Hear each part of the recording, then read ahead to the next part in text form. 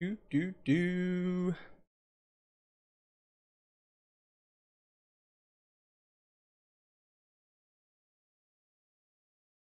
All right. Hello. I've got to check a few things. Listening for sound.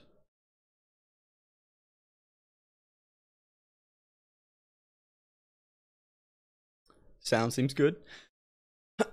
So, I've got to check a few things real quick, guys. For the first time, we're streaming at 1080p tonight.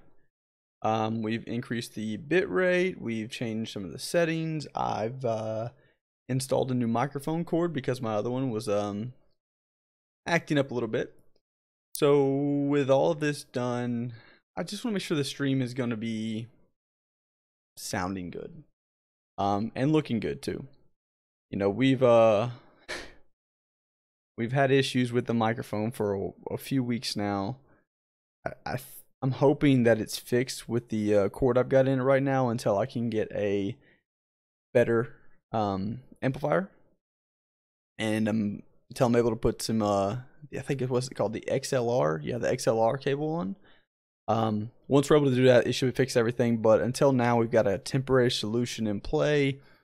I'm hoping it works out for us tonight. If not, we'll just tonight's gonna be a chill night. It's gonna be relaxing. We're gonna have fun. I'm actually I've held off. I've held off, guys. So Nick Hottess, I'm assuming is what he goes by, or Nick Hots.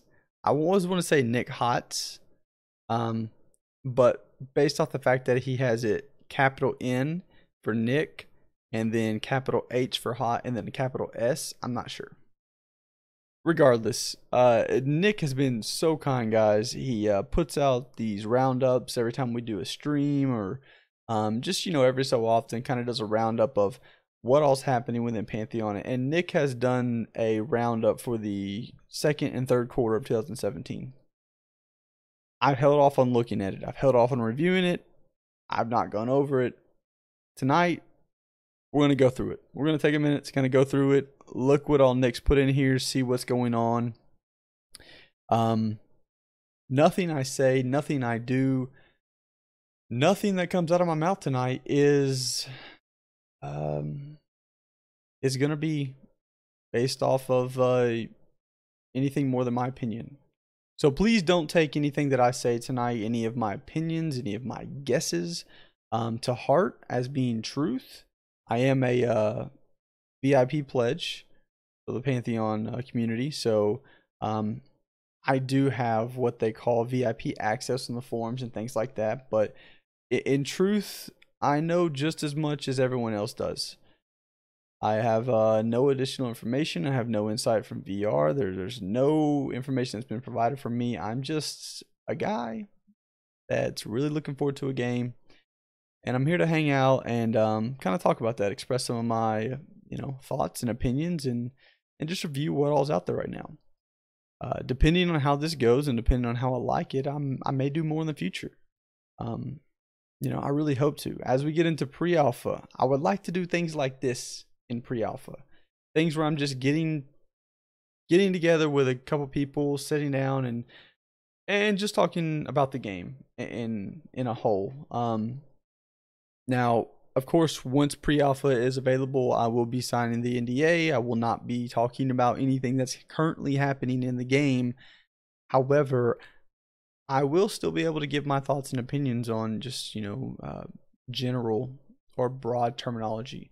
Nothing specific, so don't, think that you'll tune in to find any secrets out before you get access yourself. But just understand that I like talking about the game. I like meeting people. I like coming here and hanging out and having a good time. And, if I find other people that are interested in talking about Pantheon and having a good time with me, then I'm going to open the door. I posted my Discord channel in the links below, and I'm more than happy to include others on the stream and just have an open discussion, open dialogue. Now, mind you, I will say a disclaimer here. If I do open that door and we have people come onto the Discord and we have some chit chat back and forth, it's gonna be friendly. It's gonna be civil. We're all having our best guess forward. Our opinions are gonna be put out there. No one's opinion is stupid. No one's opinion is frowned upon.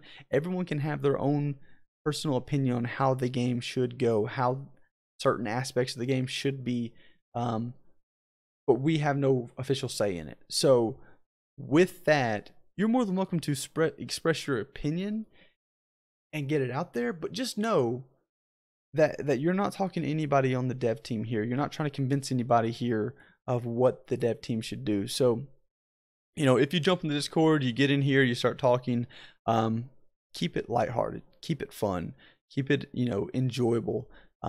Keep the discussion open. Keep an open mind. I mean, honestly, that's really what it comes down to. Keep an open mind about it. There may be things that you thought in the past you didn't like that were just not quite implemented correctly in the game. And maybe VR is able to do that and implement it correctly. And because of that, they're able to put out something that you thought you never would like, but turns out you really enjoy it. You love it. So keep an open mind, So as we go through everything and as we kind of talk tonight, just, again, remember, this is just my opinions, my thoughts. I'm just a passionate supporter of the game and of VR and what they're doing. And that's it. That's all. It's nothing more to it.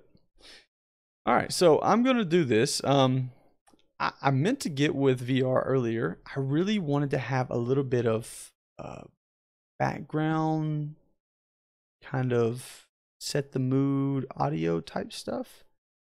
Let's see here. And what I was thinking was, let's see if I can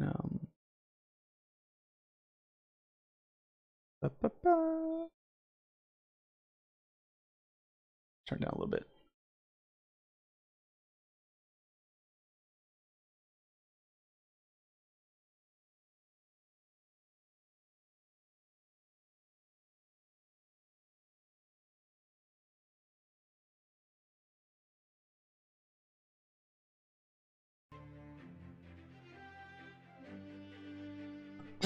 All right. So I'm gonna turn that down a little bit. And so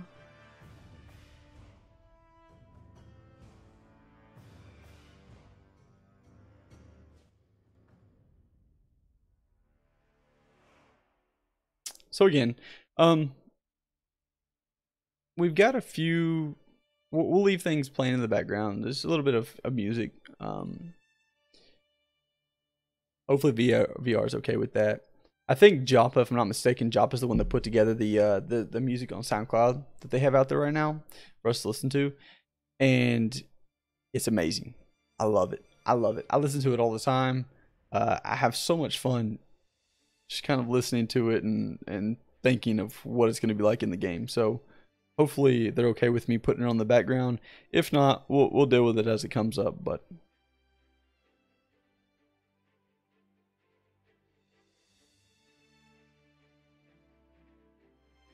all right.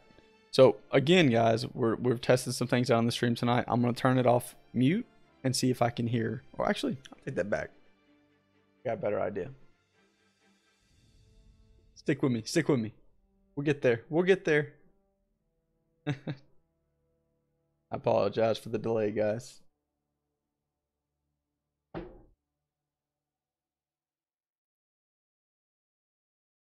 In future streams, we won't have to worry about this. I should have everything set up in time.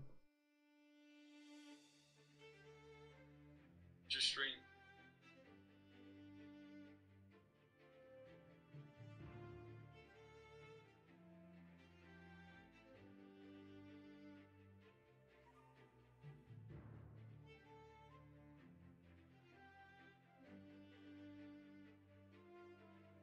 All right.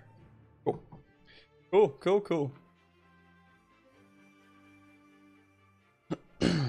Okay, so what else do we got? We got a little bit of music in the background. Um, we've got.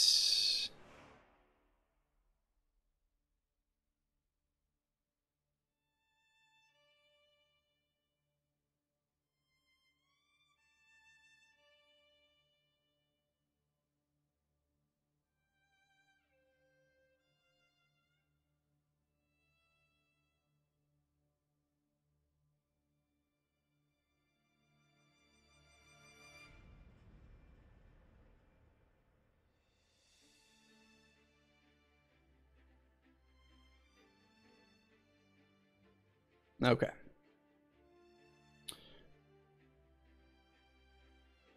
And I think that should be good.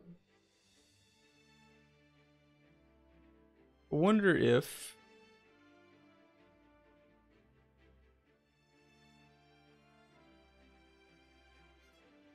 Also got a few other songs on here, so.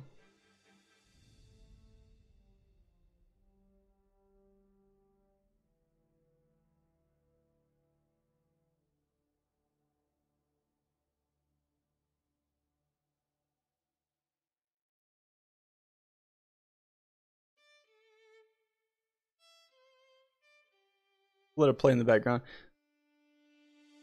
Let's see here. So there's a few other songs that I listen to quite frequently. Joppa made. Let's see. Can't remember the order because I usually have them on shuffle in the background. Never really pay attention to the actual song name. Just kind of have them on shuffle. Oh yeah, I love this one.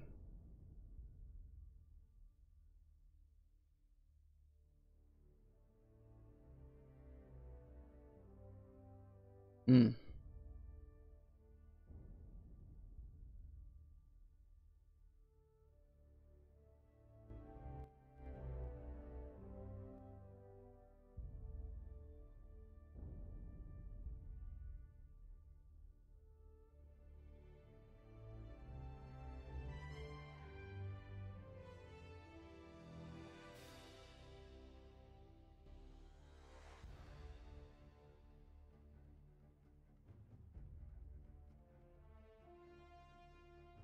That's a good background right there. I like that. I like that. Hey, what's up, Tom? I appreciate the sub as always. Tom, if you're here for the giveaway, or if you're here to talk Pantheon, either way, I appreciate the sub. Thank you so much for that. I'm about to jump into some just open dialogue thoughts on Pantheon, the upcoming MMO. So feel free to stick around, ask questions, you know, anything like that, or you know, drop a subscription into the giveaway, and definitely here to talk Pantheon. Sweet, sweet. So I kind of started off the stream. I've changed some settings. I've changed some things just so everyone's aware. You're the only one here right now, so I'll go ahead and just kind of go over this real quick and short. These are my own opinions, my own thoughts. I have no connection or no insight from VR. I am a VIP pledge, but I don't have anything additional to share from what's known.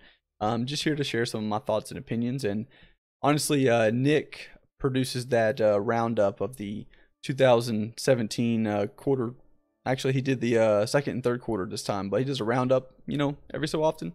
So I haven't looked at it, so I've saved it. I saved it for tonight, and I'm just gonna kind of open it up and go through it and see what all he's collected for us. I love his roundups. He does a great job. Let me switch over real quick. So I've not had a chance to do a lot with the stream, especially tonight. Just kind of threw something together real quick, just to,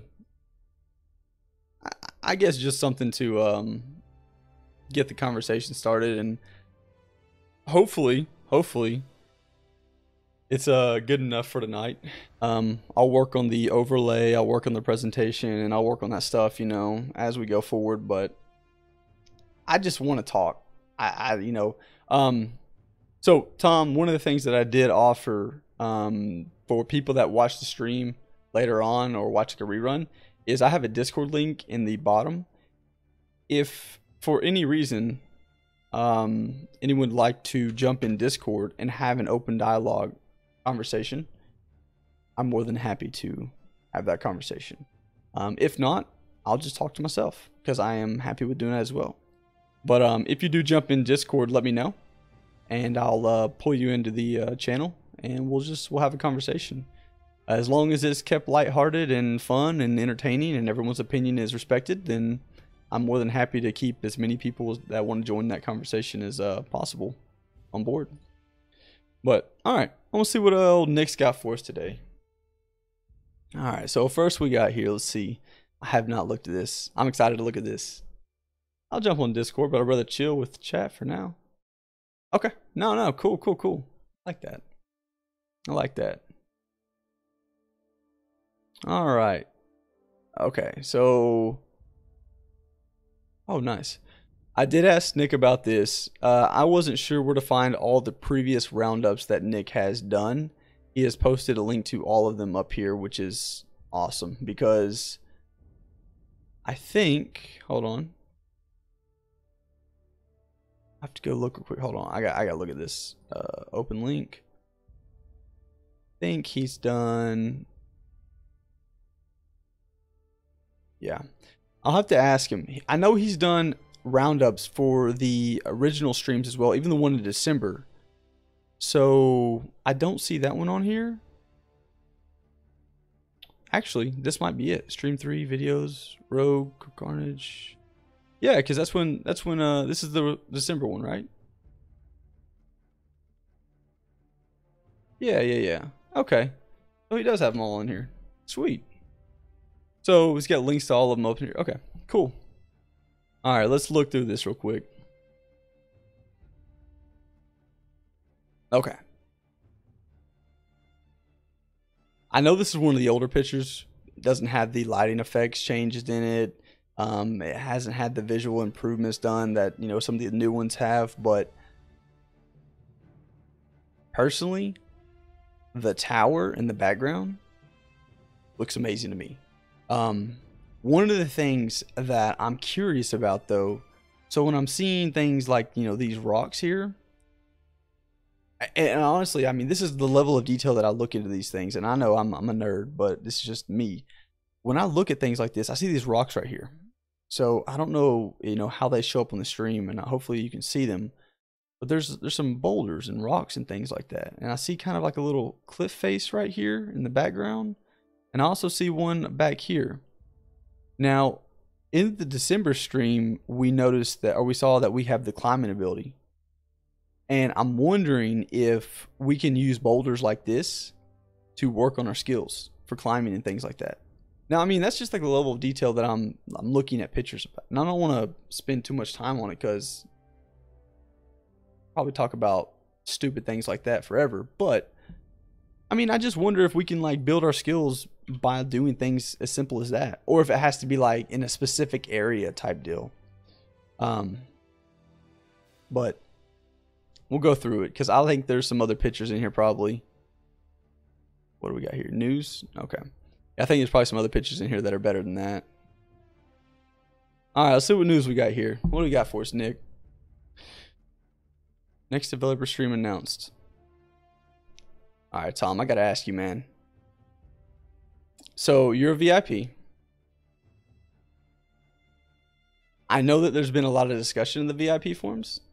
I'm kind of, oh, hold on. I'm kind of worried of the climbing mechanic. But there's a long way to go.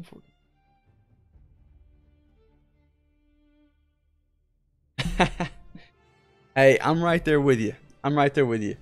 The screenshots, the land. So I know that. And why can I not think of his name? Not Joppa. Montesaurus. So I know that Monty has been working on the landscape and the terrain and things like that. And he's been putting that together. He has done a fantastic job. I mean, amazing job. I don't know if you've ever looked at any of Monty's like videos on him creating some of this stuff, the workflow that goes in behind it, stuff like that. It blows my mind. I don't even know how he gets. I don't have a clue how he does it. But I'm definitely in agreement with you on. I don't know how we're not in pre-alpha yet, based off the screenshots I see, because it looks amazing. It really looks amazing. It's I get excited with every new screenshot because it seems like every new screenshot we see has a little more detail added to it. And to think that we're not even in pre-alpha yet and we're seeing this much detail, and to me that's amazing. I love that. So I'm just overly excited about that. But again, this Friday. So Friday at 5 p.m. my time, because I'm Eastern time. At 5 p.m. on this Friday, we have Co-Carnage and VR getting back together. I know it's a 30-minute stream. I know it's going to be primarily over visual graphics. We're going to be talking, they're going to be talking about kind of like the new lighting system and shadows and things like that. From my understanding, there's not going to be, or potentially not going to be, a lot of gameplay. I don't know. I mean, I don't feel bad about it. I think it's fine with just a little bit of gameplay, but mostly just going over like visual aspects. But I don't want to say I'm disappointed, but I guess I'm kind of disappointed just because I get so excited when I see the game played, even if it's not me playing. And I know that's weird, and I know a lot of people aren't like me, but even if it's not me playing, and trust me, I want to be playing it just as bad as the next person. But I get excited to watch other people play the game. I really do, because it lets me know the game is real, the game is coming, and it's like every time I see it, there's something new that I'm learning. And to think that if they're showing me just, a small sliver of the earliest stages of this game, and I'm already getting excited, and I'm not even playing, I'm just watching, I'm not even playing, it gives me a lot of hope. It really does. And I think hope is the best word for that, because as an EQ veteran, as a kid who grew up on EQ, who then went to from 99 on EQ to 2004, and then in 2004 I went to WoW, because I just felt like EQ2 wasn't what I wanted, and I felt like World of Warcraft offered a little bit more of what I wanted in an MMO in 2004. So I grew up on EQ in my MMO like early days as a kid. I really did, and it just absorbed me. I just fell in love with it. I played EverQuest day and night as much as I could humanly play it. And like I said, I went over to World of Warcraft instead of EQ2. And I played it for years and years and years. And slowly over the years, as everybody else, that you talk to about it, my MMO excitement just was drained because of the direction that they took the MMO genre. They went, instead of sticking to the more difficult challenge of an MMO, which I fell in love with. I fell in love with the challenge. I fell in love with the unknown. I fell in love with the exploration. I fell in love with the the feeling that at any point in time the game could turn on its head. That was the feeling that I got in EQ. I know that they're trying to bring the a meaning to death now back to the game in Pantheon, and I love that. I absolutely love that. However, in WoW, at first there was a little bit of meaning. Don't get me wrong, it was a lot less severe than what EverQuest had. But at first I didn't mind that in WoW. I'm right there with you. I'm right there with you. Challenge, exploration, pace, and social aspect. 100%. 100%. I didn't bring that up when I was going over it, but that is so true. I can't tell you how many times I sat in East Commons tunnel just hanging out with people and socializing for no good reason in EverQuest. For absolutely no good reason. And that's the type of stuff that I miss. And like I said, when I jumped into World of Warcraft, there was a sense of that. There's a little bit of that. And then it just slowly, one expansion after the next, started to dwindle. Started to just fall away from that. And they took the challenge out of it. They took the challenge in exploring out of it. They increased the pace of the game, and they decreased the socialization aspect. You know, it was just, man. So what I'm gonna do is I'm not gonna focus on the thing. I want to have a conversation. So I'm gonna focus on what you're typing here, Tom. So, it might be a little bit of delay, and I apologize. I hate that we have about a 10 or 15-second delay from YouTube to, the chat. But I'll try to kind of let you know where I'm at. I do want to say, actually, you know what, Tom? Give me a second. I'm gonna try something real quick. So, I was gonna try this earlier, and I never got around to it. Let me see if I can do this real quick.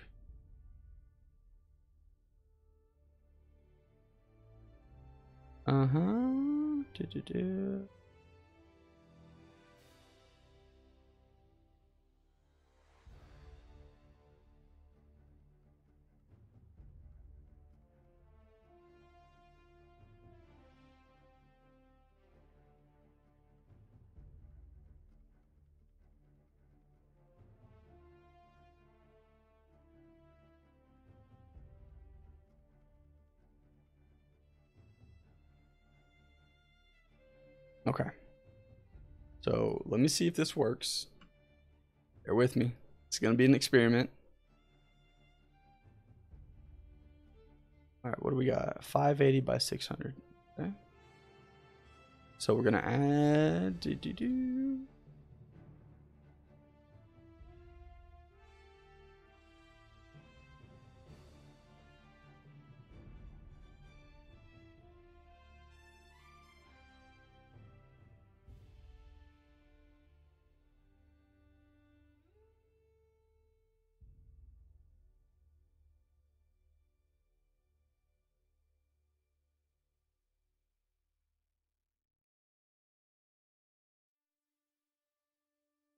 Okay. I am going to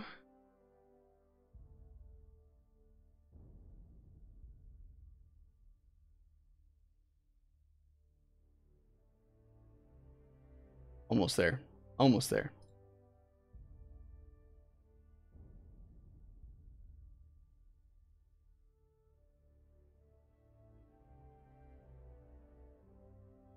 It's a beautiful thing.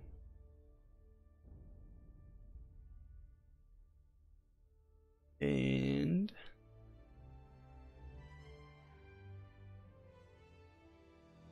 properties.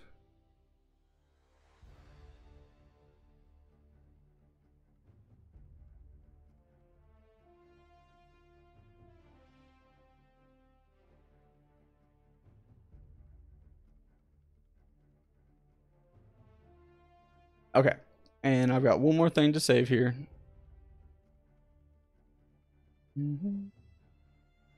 Okay, it's going from bottom to top. And I can't change that. That's fine.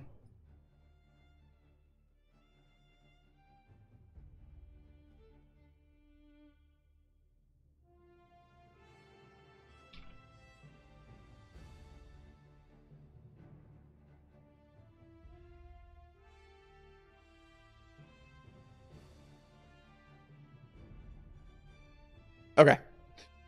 Cool. We'll leave it like that.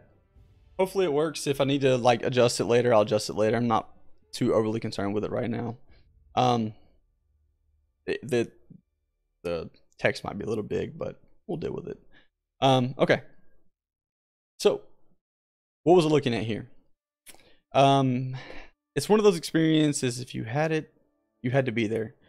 Can't explain to people who weren't. Telling people, yeah, you just sit there, talk to people, and sell stuff. They think it's boring.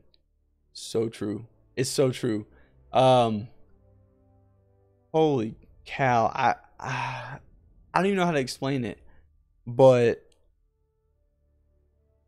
I've tried. I really have. I've tried to explain it to my friends, And yeah, every one of them was like, that sounds terrible. Like, no, no, no, no, no. It's not though. It's amazing. It's, it's you just and I guess I get to that point. I'm like, I guess you just had to be there. I don't, because you don't know what to say. And yeah, it's so true. It's frustrating, but it's true. Um, you know, I I used to sit in these comments. I didn't even have things to sell, and that was the great part about it. I literally didn't even have things to sell. I was just sitting there chatting, sitting there talking, sitting there just discussing random nonsense. And this was before, we used TeamSpeak. This is before we used Ventrilo. This is before we used Discord or other applications. This is just open text, having fun, just sitting there typing away. It's like a chat room. And as a kid, that was the greatest thing in the world, because these people didn't have to know me. They knew my character. And because they knew my character, they essentially knew me, or at least who I wanted to be in the game.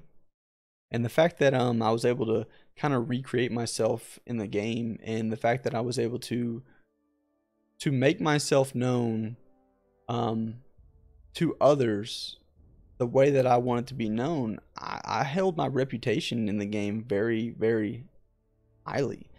I didn't want people, when playing EverQuest, in 99, 90, or 2000, I'm a kid at like 11, 12 years old.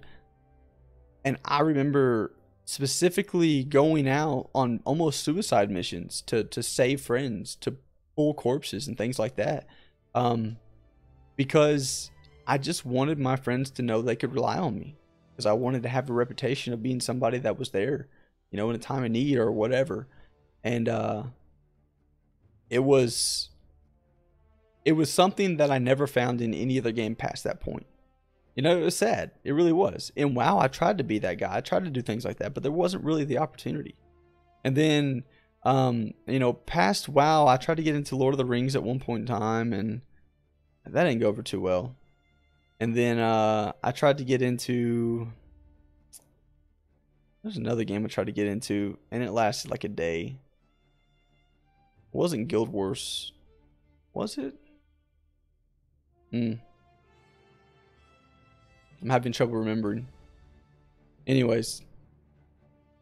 Yeah, it's something you can't explain. So. But what I can explain is the fact that Pantheon looks to be bringing back some of that. And that's exciting to me. That makes me hopeful and looking forward to the future. So, after I've kind of got off track there, had to get my chat up and working so you could see it. That way, when you're typing things in there, or anybody else, people can see what's going on and what's being said. Is that because they just aren't connection?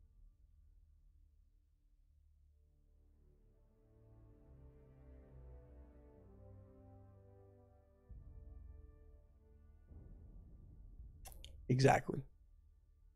Absolutely. I don't think I could have said it better.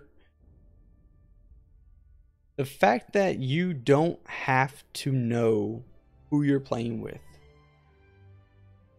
is kind of upsetting. That was a huge part of what I enjoyed in the game.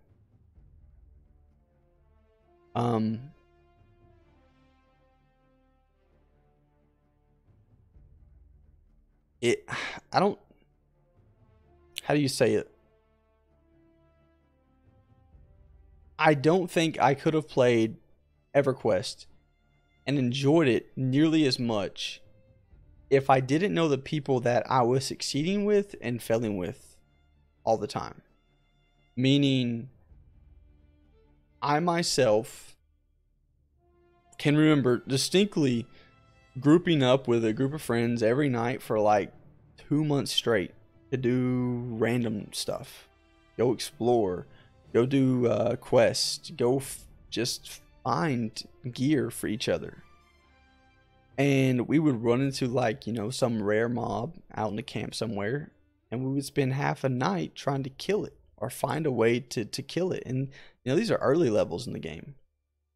And I remember it was like that rare mob, which again is like a level 17 orc or something, in a camp in the middle of some random obscure place out in the, I don't know, south end of a zone. No one's around. It's just us. We're hanging out. We're having a good time. We're chatting, just trying to get to this one rare mob. It's not even a raid boss. It's literally just a rare mob.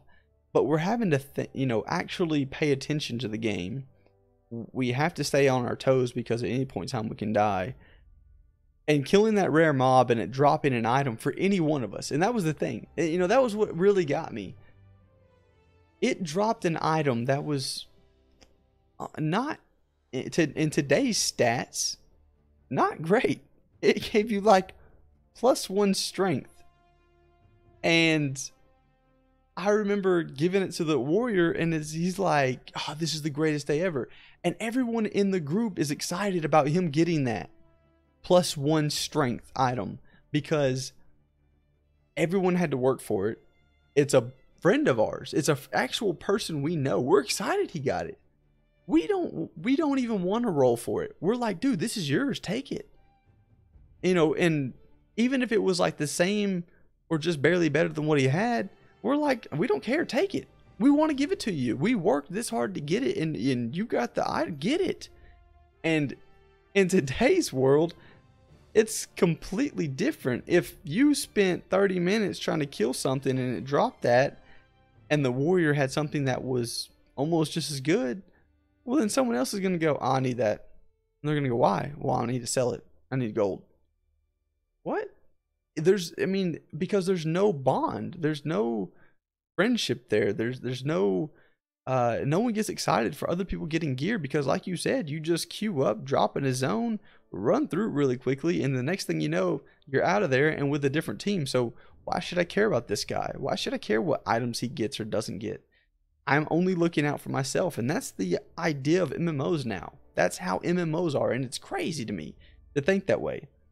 It just blows my mind. I hate it, but I do. I am the same way. I miss so badly when you could just go group up with a bunch of guys, have a night, enjoy it, give each other items. If something dropped that both of you could use, you actually have a conversation about, hey, I'll give it to you this time, and then next time, if we find a different item, maybe I can get it then. And it's like an agreed upon, oh yeah, no, that sounds good. And because you're friends, because you like play together every night, because you have fun in the game, you don't want to mess that friendship up, and you care about your reputation, so you're not going to steal items. Instead, you're going to be like, dude, no, man. I got the last item, you get this one. Even though this item's better than what I've got right now, I got the last one. You need the upgrade more than I do. You get it. And it's like, wow. When did that disappear? When did that go away? Why can't we have that back? Right, players are a stat sheet. Not a group of people you can trust. Exactly. Trust.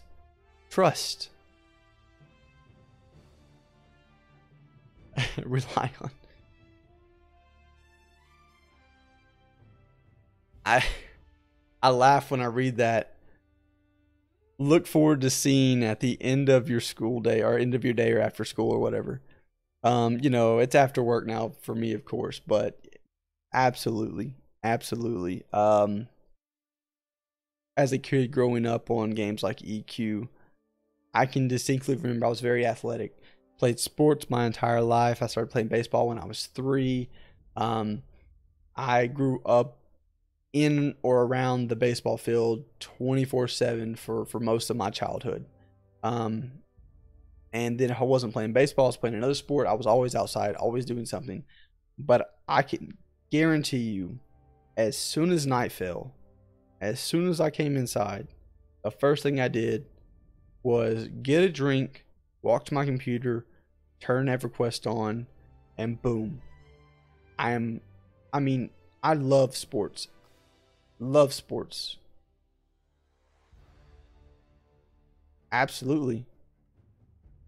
Yeah. I mean, you know, you go, you do all your sports, you do all activities, you be a kid, and then you come home at night and you hit the power button on your PC, and you then become, you know, you go from the jock, you go from the athletic sporty guy who's out there, or girl who's out there, you know, doing whatever, to the gaming, quote unquote, nerd. And that's what all the people used to, you know, my friends and family, of course, used to refer me to that. They're like, dude, how are you so athletic, but yet you play video games more than anybody ever? I know. And I'm like, man, I love it. I was like, I love it because games back then required teamwork. They required coordination. They required effort. They required somebody that was dedicated, that would grind it out. That, just like in a sport in real life, in games back then, you had to actually put in some effort. You had to put in some work. You had to build up to get to that point to where you could succeed in a dungeon, in a raid. You couldn't just, oh, I hit max level. Oh, all right, now I need to just go randomly grab gear. Oh, cool, I bought gear from the auction house. All right, I'm ready to go to a dungeon.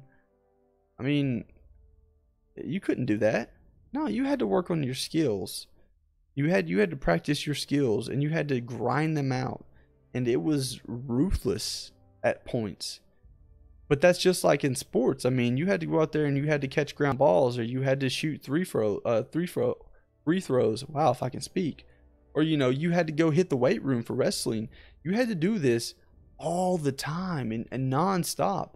So that when you did get into the game, when it was game time, man, you had worked so hard that the game seemed easy.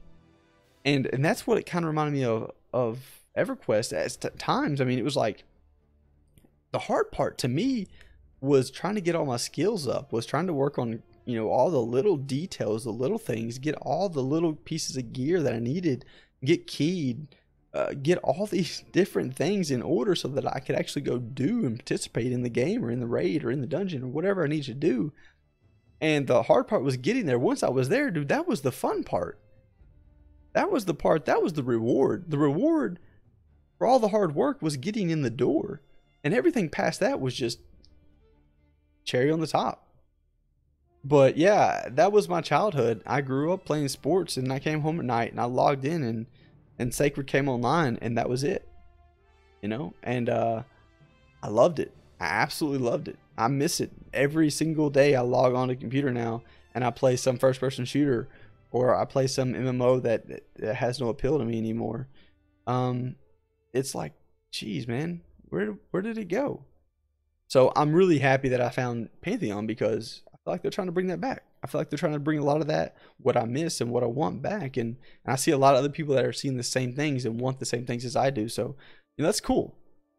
I'll kind of look at this real quick. I just want to point this out. So this is one thing that they've released the before and after pictures of the snow creates this big void. Exactly. Yeah, I'm right there with you. So the before and after. So I remember the before pictures, and when I'm looking at this one real quick, I remember seeing like the shadows of the trees down here, the limbs. So I don't know if you can tell that or not, but you can see like the limbs of the trees down here in the before picture. And I was like, oh, that's cool. And you know, the rock and everything on here, I was like, oh, that looks really good.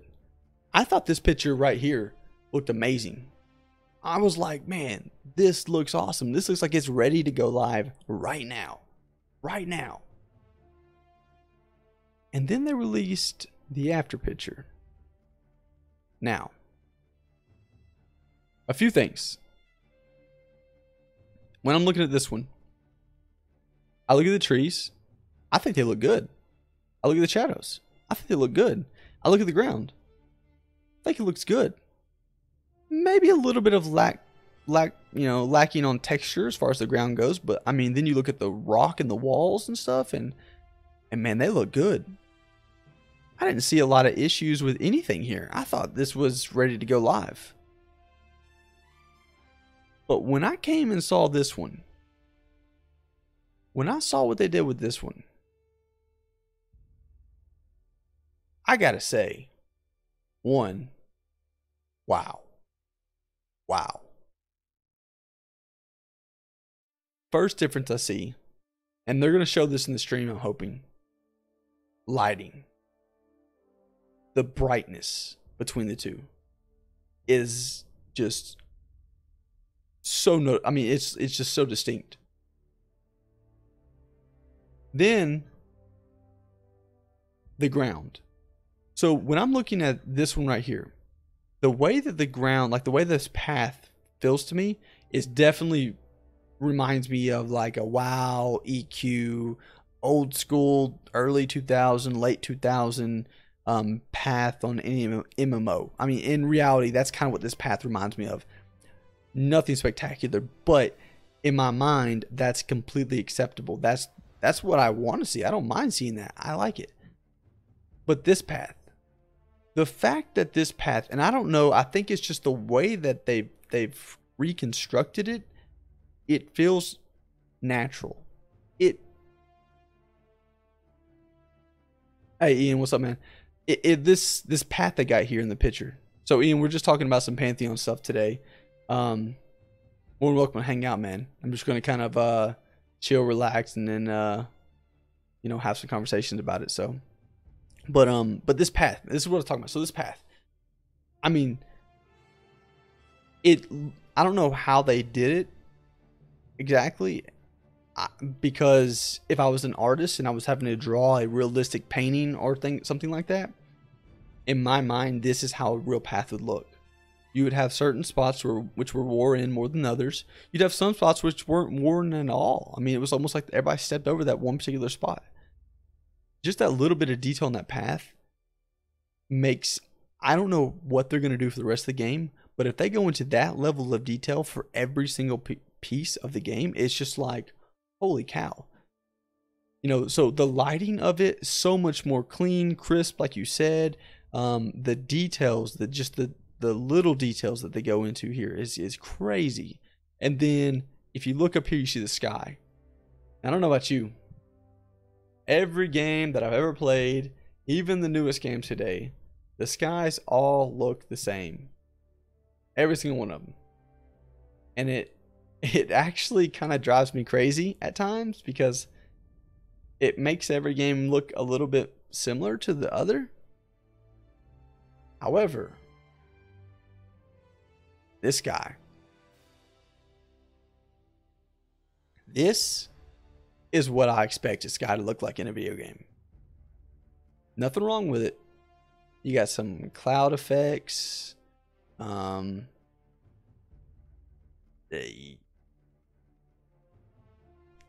wrong with it. Nothing wrong with it. But this, that's just another level. That's just another level. And then you have, hold on. Let's go to one of the other ones.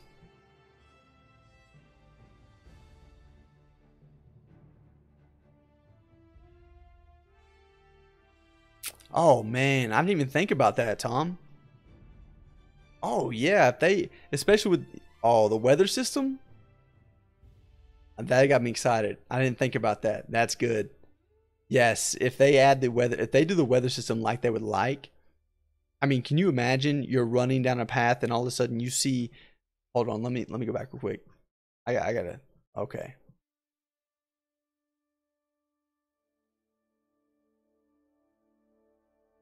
So let's say you're running down a path and all of a sudden, instead of seeing this little cloud right here, you see some sort of dark rain cloud type deal coming your way. Like, can you imagine if the game is so in depth as far as the weather system goes that you can see a storm coming just by the way the sky looks? Come on now. Oh, all right. I'm dreaming there. I might not be, but I think I'm dreaming there. But that's a crazy thought. That's a crazy thought.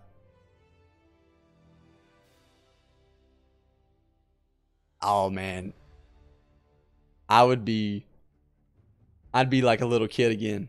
I'd be living the dream. If I could look up at the sky while running down a path and see there's a storm on my left brewing on the west part of the zone, and see that if I go northeast, it's clear, and if I sit there for a minute, if I can see the direction in which the storm is moving to know where I need to get out of it, or maybe I want to go into it. Maybe there's a certain spawn that only spawns during a storm. Maybe I want to go into that storm to find that spawn. Maybe I want to go into that storm, or to find a particular flower that only blooms when it's raining, or crafting or something like that. I mean, if I could look at the sky and determine based off of the sky what part of the zone is in that sort of weather, oh, come on. Come on. That'd be sick. But, I mean, as I'm looking at the other photos of the before and after, because they've released quite a few of them, and they're all amazing. I remember the Tower of the Reckless Magician. So I remember Ko, when he entered this one, he was actually excited about it. While watching the stream in December, or actually no, this wasn't December. It was the last one here in, what was it, June, as he's playing a monk. So he enters the tower, and he's like, wow, this is the most developed section of the game I've been in so far. And I remember thinking the same thing. I was like, wow, it's really well done. But still, again, it gave me that game feel. It actually felt like a video game to me. You haven't, okay, so in the last stream, they did the Tower of the Reckless Magician, and they were doing, Carnage was playing a monk, and they entered the tower, and they actually went up an elevator. Love that. They went up an elevator, and as they went up an elevator, they got off the elevator and then walked into this room right here. And in this room, there was a few people around, some gnomes, and there was like this big guardian-looking dude, like kind of in the middle there. So if you look closely, you can see right here, there's these are glass panels that you can see back here. I don't know if you can see that or not, but if you look closely, you can kind of see they're shaped, so they're actually blurry. They kind of blur behind them. This is the old photo before. This is the before, mind you. But the glass here has texture to it on the windows, which makes everything behind it blurry. It looks like a legitimate glass window that has some sort of really unique texture on it. So Carnage walked into this room, and he was like, wow, he's looking at all the little details of each one of the little rugs and what's around it and what's on the bookshelves and things like that. He's excited. He's just kind of looking around. He's like, wow, I think he even says, I can get lost in here for hours just looking at all the little details. And I was like the same way when watching. I was just like, wow, that's amazing. It looks amazing. I could just see myself running around in there, because I think it was Joppa who was explaining, and Joppa, as he explained, the Reckless Magician is, and I don't know if you've seen the stream or not, so if you have, let me know. If not, I'll kind of highlight a little bit. But as Joppa was explaining the Reckless Magician, he was explaining that it's kind of a what's your flavor, or what's your idea of him. The Reckless Magician is somebody who is trying to learn and master this ancient magic, if I'm not mistaken. And as Joppa goes into detail, he's basically like, and some people fear the fact that he's using this old ancient magic and trying to master it. And some people are just, some people kind of look at him as a leader, a pioneer in the magic community.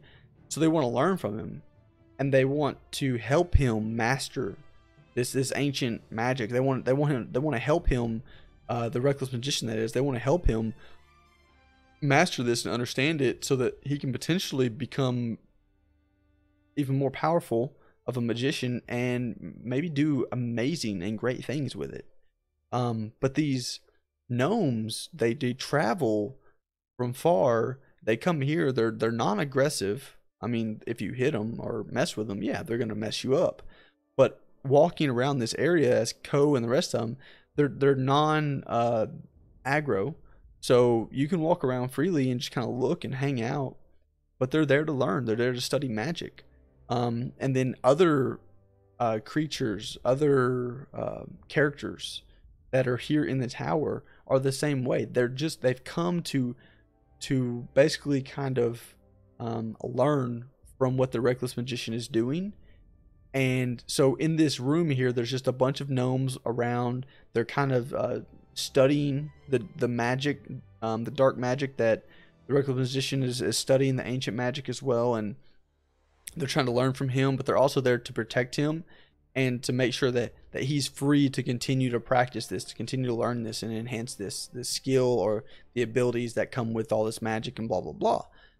So, you know, again, they get into this area. Carnage is running around. I mean, if you look at this tree here, it's kind of like this. It's this blue. It's got almost like a blue glow in the middle of it. It's got like red sprinkled throughout it, some purple, things like that. Really, really neat looking. But everything here, just the detail of everything. Like, I mean, this just pillar here. If you just look at that detail, it's amazing, amazing. The glass, like I said, has that like fog or that texture to it. It looks spectacular. And then you go down here and it's like, wow. So for one, I'm going to go back up. I talked about the glass. So if you look over here on the left hand side, you can see the glass a little bit closer in this picture, this view. It's got this texture to it. They didn't do a lot of difference with it, but they've just kind of cleaned it up a little bit, smoothed it out, it looks like. Looks amazing. The tree here, the tree looks really nice. Has kind of this bluish tint right here in the middle a little bit, almost looks like an orb of energy or something like that in the middle of the tree, and it's kind of lighting up blue around it, and then the rest of it's kind of like this blue and red mixture, which then molds into like almost a purplish color. But if you look here, you see it still has that same kind of glow to it in the middle, like there's something in the middle, like a ball of energy or something like that. But just the tree itself looks so much more vibrant, so much more alive. It just, I mean, it just stands out in such a bold way. I love that tree. I love the color. The pillars here. If I go up and I'm looking at this pillar here, I don't mind the bronze. I really don't. I have no problem with this bronze is look right here. But this kind of, it's almost like a steel. This looks so much more realistic to me in my mind. And it looks so much more fitting for the area. The whole coloration of it, it seems too brown to me. In all, the color seems just too brown. There's just too much gold, too much bronze. It kind of seems like a darkish place. You know, I don't know, brown. That's what I think of when I look at this. Wood, bronze, gold, just everywhere. When I look at this color, I see an updated modern wood color for the floor, like a natural wood color. I see like a steel or iron pillar here instead of a bronze, which to me makes more sense. Great detail. Yes, it does. It looks phenomenal. I don't know if you noticed this as well. Look at the floor here. Look at the floor here. Shadows. You can actually see the sun coming through the windows. I would go to say, I bet you as the sun moves around, I bet those will change. I bet they will change with the sun because of the way they've done the lighting. I would go to say that that's probably accurate, which again blows my mind. I'm so excited about that. But to me, this whole picture here looks so much more realistic, and it looks so much more like I could just get lost in the immersion of it. It's not just this one bland color scheme throughout the entire area. There's gold, there's silver, there's purple, blue, red, there's green. I mean, you have this like these like vines that are coming down from the ceiling just to kind of add flavor, almost like a drape over the doorway here as you go to like the next area. It looks like this area is actually outside because it's just lit up like that. So I'm assuming it's outside on a walkway or something like that. And then just like the whole, I mean, man, I mean, if you, okay, let's look here. Now this is one thing, and I'm not sure, maybe there's something here that I'm not catching, but I think this right here is coming from a flame that's like back here underneath somewhere. I think it's reflecting the flame off the wall on the marble. I think. I don't know. Maybe I'm wrong. But I think, and that's insane to me. I don't understand it. I don't understand how, if the whole game has that level of detail, that's mind-blowing. The flame is reflecting a flame somewhere, whether it's this flame right here and it's going through the barrel, or whether it's on the wall back here. I don't know. Oh, I'm not showing the mouse? Man, I appreciate you pointing that out. Thank you for that. Hold on. I got you. I have it by default set to where it doesn't show. Oh, there we go. We're in business now. I got you, Tom. Appreciate it, man. Okay. Here we go. Right here. So if you see here, you'll see the marble right here. See this rug on the marble? And on this marble, you actually see a flame that's reflecting off this. Which again, to me, that's pretty cool. Now, again, I'm not sure if it's this flame here, or if it's maybe one of these flames, or if maybe there's another flame like back down here somewhere on the wall that's reflecting. I don't know. I don't care. Just the fact that there's a flame reflecting off the marble, that's just stupid to me. I don't understand. You know, like I said, I don't understand how you can go into that level of detail in the entire game being as big as it is. But hey, if they can, go for it, because it'll be awesome. Okay, so now that you can see my mouse, let's keep going. Oh man. All right, Tom, I'm gonna have to go back to the cave one. I'm gonna go back up. I'll go back to the cave one. The cave one's my favorite. Cave one's my favorite. So, all right. So the before picture, I gotta say, this was probably one of the more, I don't want to say disappointing, but this is one of the before pictures that I saw that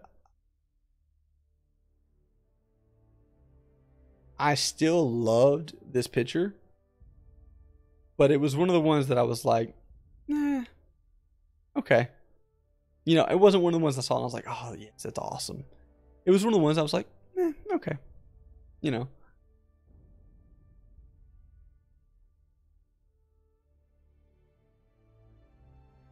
But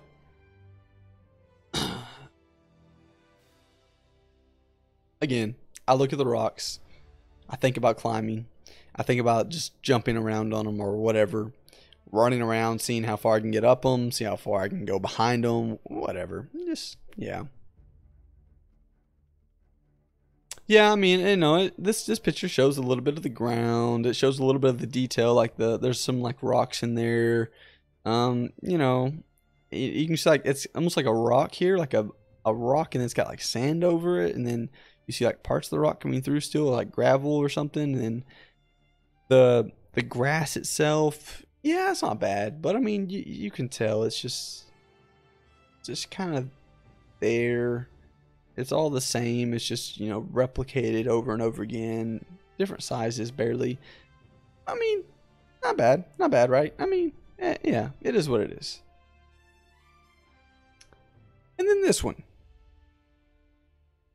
First thing I noticed on this one, and maybe it's just me, but the grass. the grass in certain areas, if you look, actually looks like it's connected and in the ground. Versus here, in my mind, it just kind of looks like it's snipped off. And maybe it's because of the shadow. I didn't think about that until I'm looking at it now. But if I look here, it just kind of looks like it just kind of snipped off. It's all one straight line. In here, it looks like it's not quite a straight line. It looks like it's got a little bit of a texture to it, a little bit of a flavor. And the shadows on the grass just, wow. I mean, night and day in my opinion. Night and day. The like fern or whatever you call this plant over here in the corner. I mean, hey man, that looks good. But again, just looking at this in general, I see the rocks. See the rocks here? See the rocks here. This kind of looks bland. Got texture to it, but if I'm looking at it, and if this is the only picture I'm looking at, the rocks look amazing. But when I look at these rocks compared to these, I am like, holy cow. I didn't know you can make improvements on these rocks. These rocks make those rocks look bad. I mean, 90% of it is due to the lighting. The way the light comes down, you can tell the direction the light's coming. Like you can see the light as it lights up one side of the rock face here.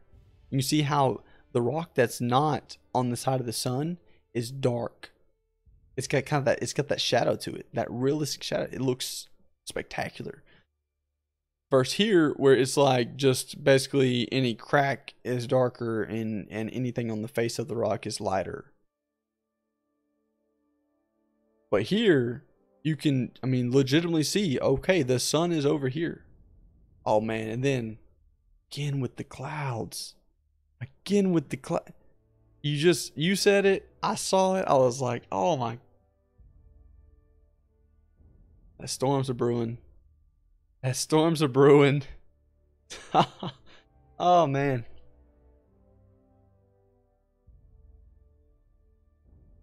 I mean, these are the clouds I expect to see in a game. Light blue, just sheet. Those are not clouds I expect to see in a game. Those are stupidly good. That is amazing. I mean, it legitimately looks like over this mountaintop and to my west here, there is, I mean, look at the darkness you see there. It looks like there is a storm over here. And then I look over here and there's nothing. It's just clear skies. Man, I just want to pop into the game right now and just look around at the whole sky. Just, man, woo. Yeah. Yeah. All right. So let's see here. I don't know what this is. It's kind of like, oh, I don't even know what that is. It's almost like a drum. But there's one right here too. I don't think it's a drum. I think it's almost, I don't know what it is. Maybe it's like a pillar that fell over or something. It's just the base of it. If only, dude, I know. I know. If they could just give us a little spot, like carve out a little spot and just let us log in and just sit there. I'd do it. I'd just sit there and just look at stuff. I mean, even if I couldn't move, even if I could only turn in circles and look just up and down, if I couldn't actually go forward or backwards or move my feet anywhere, if I could just sit there and just do circles and look around, I'd do it in a heartbeat. One of the things though with the weather that I'm curious about is trees. I don't know how the trees are going to react to weather. I don't know if trees are going to show weather like you would see in real life. Like, I mean, are we going to see wind? Are we going to see the trees swaying or things like that? I don't know if that's going to happen. I'm not going to expect it, but I'm just saying, based off of the level of detail that they're giving me right now with this, maybe. Maybe. Leave it as a maybe. Man, those clouds. God, so good. So good. All right. Yeah, that's just so, man, the clouds are just so good. Lighting, that lighting system. Okay. So I do want to look at this one. I love the clouds. Don't get me wrong.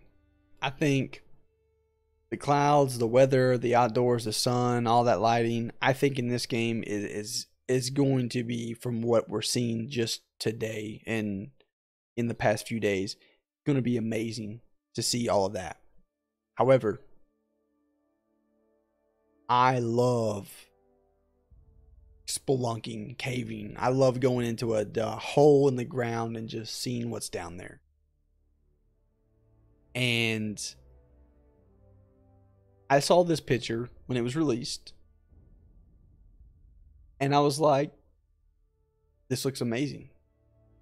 I was like, this right here, this picture right here, I was like, this looks just like, I cannot wait to explore it, because it gives you that creepy feel to it. It's got like this fog down here. You got some mushrooms here. It's got like, there's almost like a crystal look to some of the rocks coming off the walls and things. You know, you got some of the flames. There's just enough light for you to see, but not enough for you to see like all the details of everything. Maybe you have to get a little closer to see them. They said it's going to be a dark game, so I'm assuming that in this cave right here, I would probably need some sort of torch.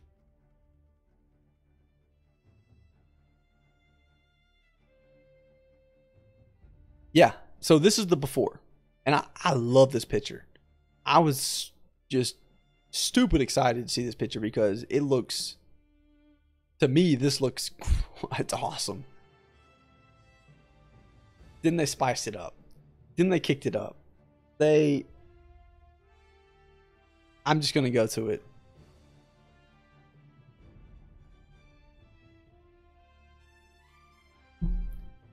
I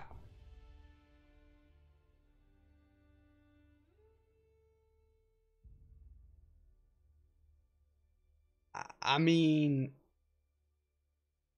I don't even know where to start on this one. I really don't. I love everything about this picture. I literally want to just go sit on this bridge and take screenshots for like 4 hours with my character.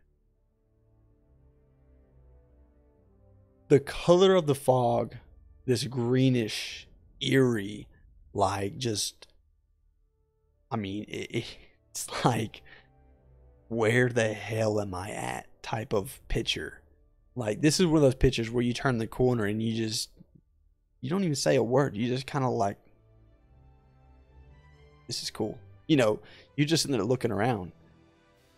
Remember I talked about how they had those crystals on the wall. Well, these crystals on the wall before were the same color as the wall. And this one, they're like this green jade, which goes right with the fog. I mean, just like hand in hand. And like everywhere you see this green jade crystal, it kind of has like a little bit of a brightness to it. Almost like the jade is reflecting, or the crystal's reflecting some of the light.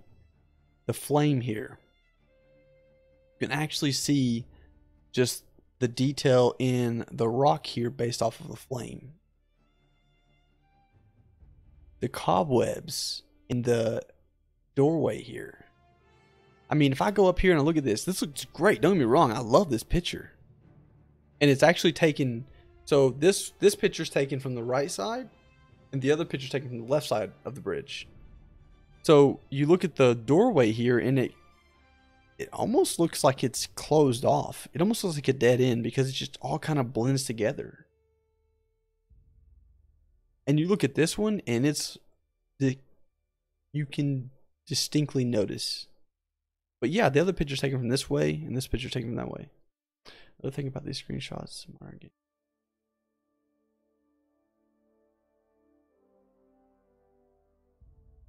Exactly. Exactly. So when I'm watching the streams, one of the things I noticed, and they even flat out said it, and this actually got me really excited when they said they've increased the brightness of the night for the streams because they wanted to make sure people could see it on the stream.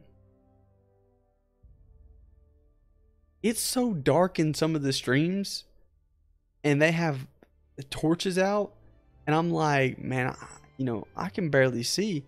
I'm sitting there thinking, yes, I want pitch black. I want it. If I don't have a torch, I don't want to be able to see my feet. I'm talking like, just, if I'm in this dungeon right here and I don't have a torch, I want to be able to see this light, and this light, and this light. And I want to be able to see it just covering a little bit of area. But I want to run up to this bridge and go, oh crap. I can see some small reflections of crystals on the wall. But that's it. I can see little lights in the distance, but that's it. Like, I want it to be just pitch black. Oh, I know, man. It sounds so good. It sounds so good. But I love this picture. I really do. Oh my God. Everything about this picture, I'm right there with you. I want it to be eerie, creepy. I want to go into a dungeon and feel like it's just like, what did I get myself into? What is this? Yeah, it's just, I mean, again, it's with every picture they've had the before and after of. You see this distinct difference in before the game was kind of, the color scheme was almost just one solid color. And then the after, it's vibrant. I mean, just full of life and color. And it just looks, the level of detail is just kicked up a notch. And it's just, I don't know how else to explain it, but it's just, they've taken the great foundation they built before, thrown that lighting, thrown that shading, and throw some color into the game, but still kept that dark and gloomy feel to it. So in this picture, yeah, sure, it's lit up a little bit, but I almost can guarantee that this, probably when you get to it in the game, isn't going to look nearly this bright. It's probably just that bright just for screenshots. I would say that it's going to be a lot darker. Maybe there's a race, or maybe there's an ability or something that'll allow you to see it in this context, brighten it up a little bit. But in my mind, I'm thinking this is going to be a dark place. This is going to be a place that you're not going to see a lot unless you have some sort of ability or racial, or unless you got a light that's bright enough to light up the whole place. Ultravision? Yeah, absolutely. Absolutely. Oh man, I'm so excited about that. Let me see if I can find it real quick. So, I don't know if he put it in here or not. Newsletter. I'm not going to go into all the newsletters.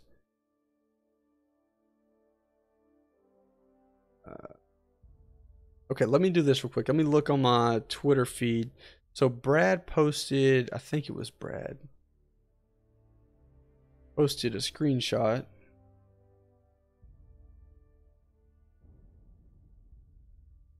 Where did I see that?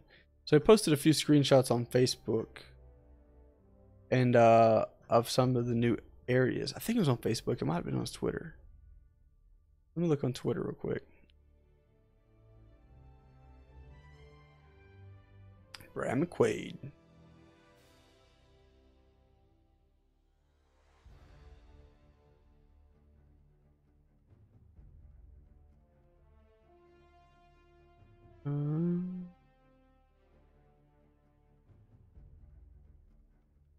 Oh yeah.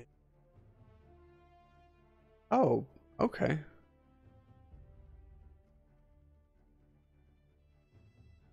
It wasn't Brad. It was actually Pantheon that posted it when they announced they're feeling twitchy.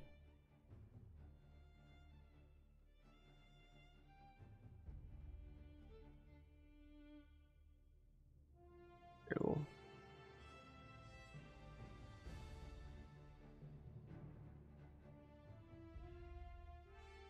God. So I wish I had a bigger picture of this. I think I do actually. I think it's on the.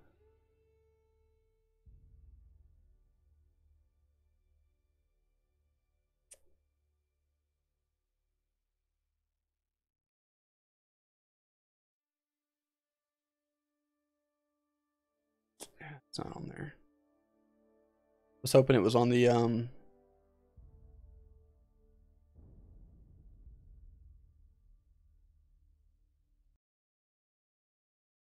was hoping it was on their what do you call it? Forums. Okay.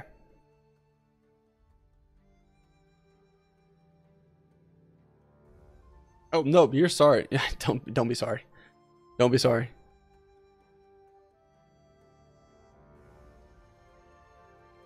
All right. Here we go. That's big enough. So this is one of the other pictures they posted as well. And it again, the clouds. First thing you notice in this picture. I don't know. I don't know how they did the clouds, man. I really don't. I'm just it's hard to say I'm speechless about them, but I mean, I'm almost speechless. Like the level of detail, the lighting in the clouds, it's just holy cow. That is amazing. I've not yet today seen a game with detail in the sky like that. And that alone should get you excited about the game, because they're not even looking at the ground or the creatures or anything like that. This is just the sky. This is just what's around. And they're able to do that. I mean, that's amazing. But another thing too. So like I look at this statue here. It's got like this greenish tint to it. And at first I didn't realize. I thought it was just like a gold plating or whatever. It's like a moss. If you look closely, there's like a moss here. Which again, I'm like, holy cow. I mean, this is just a random pillar out in the middle of, the street somewhere. And they've got like this detail of moss growing up around it. Which, love it. I remember when they announced EverQuest Next and I was so excited. Yep.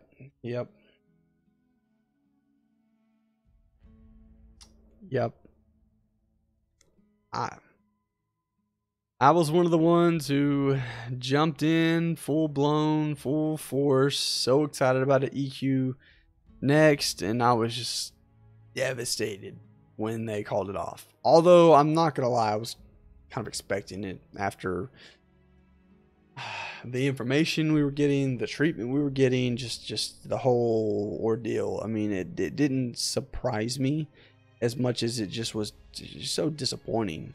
I was like, oh my God, I can't believe the one game that I'm looking forward to the most is being canceled. And I was devastated at first, but then I was like, I guess I really didn't have anything to be upset about, because the most I had seen about the game or heard about the game in the last, how many months, there wasn't a lot to be upset about. They didn't really give us a lot.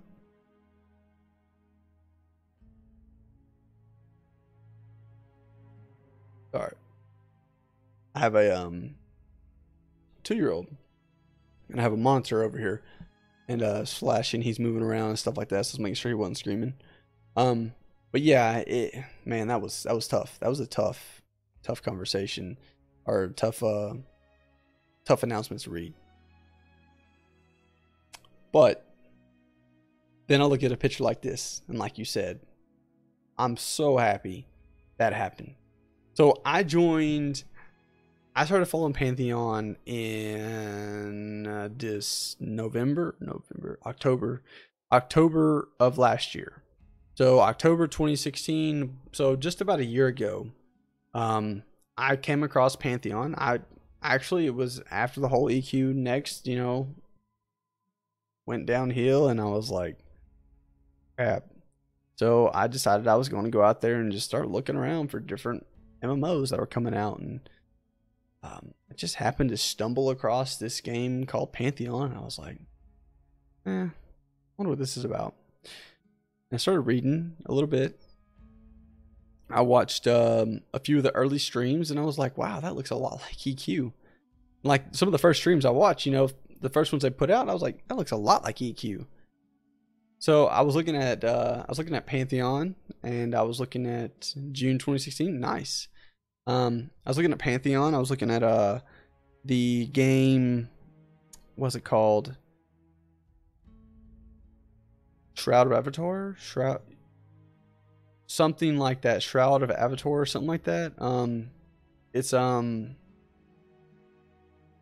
It's a game that's similar to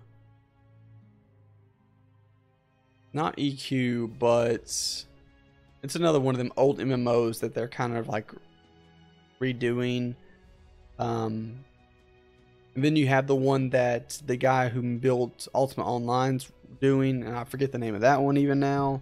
But I was looking at a few of them. I was reading into them, and I was like, "What are these games?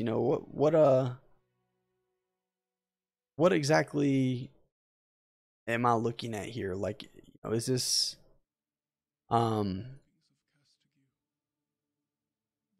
is this game what I'm really looking for, or is it just one of those I don't know, WoW runoffs, more or less?" And a few of the games were really cool looking. I was like, oh, this is cool. Oh, Gorgon, I think is what it's called. Gorgon. But again, it was just like, I didn't know what I was looking at. And I just started reading into the games. That's all I could do. I was just like, I'll read into them. I'll start reading information about them, which I never do. I never read any information about any game. But I was so desperate for a good MMO. I was like, I'm going to go read the information. I'm going to go read the back history of these games. I'm going to go actually see what they're about, who's developing them, where they're trying to go with the game, what it actually entails, blah, blah, blah. I started reading into these games, and I'll never forget, I read the other two first, and I was excited about them. I was like, wow, these actually sound really good. These sound like they're going to be really good games. Even though I feel like they have a long, long way to go before they're good, they sound as close to the old MMO experience as I can get. That's what I thought with the other two. And I got to Pantheon last. And I remember getting to Pantheon, and I was like, all right, let's see what's going on. Let's see what I can find. And I think I found a few things. But I think I found the Brad I think I found the Brad Reddit post for the AMA, so the Ask Me Anything post, and I read the FAQs, which was pretty bad at the time, but I read the FAQ. I read everything on the website that website had to offer for Pantheon. I then watched the streams, and I kept getting this EverQuest vibe. I was like, okay. I don't know what to think about it. I was like, is it an EverQuest remake? What is this, And I didn't know who Brad was at the time. I think I'd heard the name from a long time ago, but I never really looked into developers or anything like that when I was a kid. I never cared about that stuff. And so I was like, all right. So I read Brad's Ask Me Anything, and I read a little bit about Vanguard. I never played Vanguard. It never came across my plate as a game I was going to play, unfortunately, because it looks like a game I would have loved to play, even though it was all buggy as hell, but it looks like a game I would have loved to play. But so I started reading a lot about Pantheon over like 2 or 3 days. And I don't know what post it was, but I remember distinctly sitting there, and it was like just about to hit November, and I hadn't pledged, I hadn't done anything, hadn't.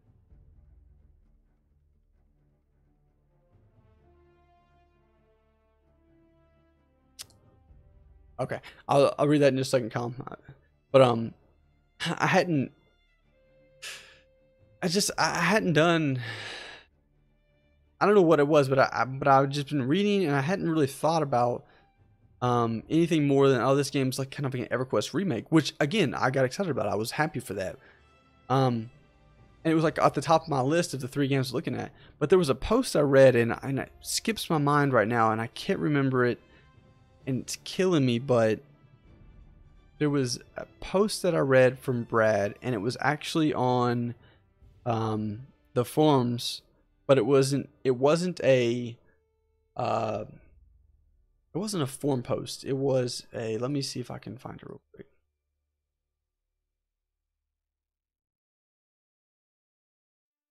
Dude,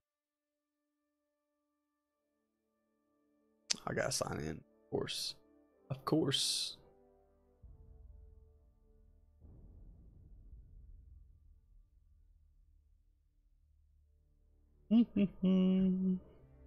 It was a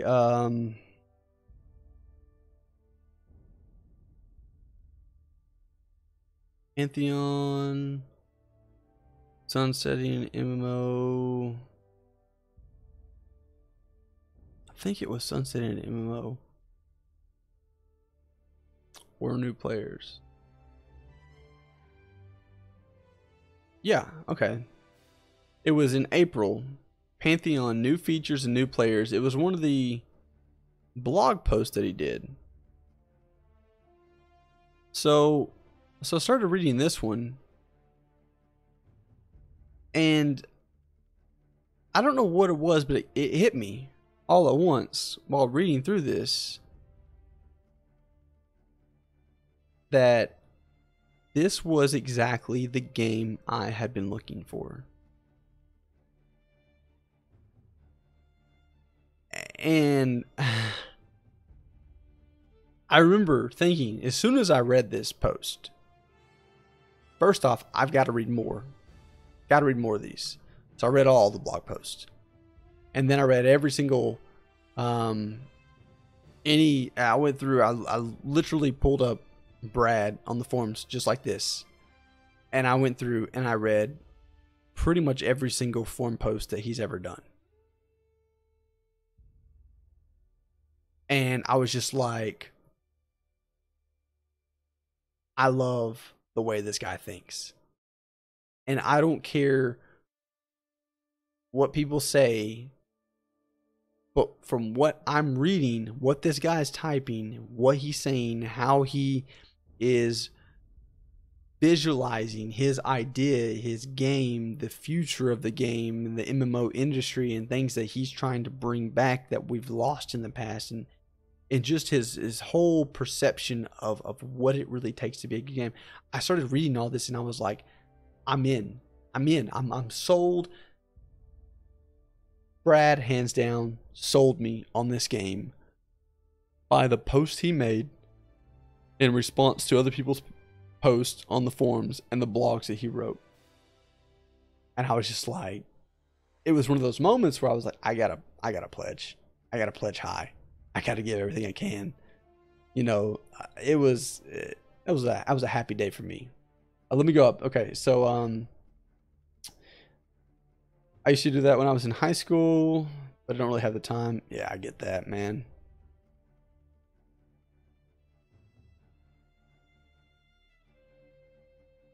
Yep, I dug through the whole website as well. Let's see here. I love that right in this glass.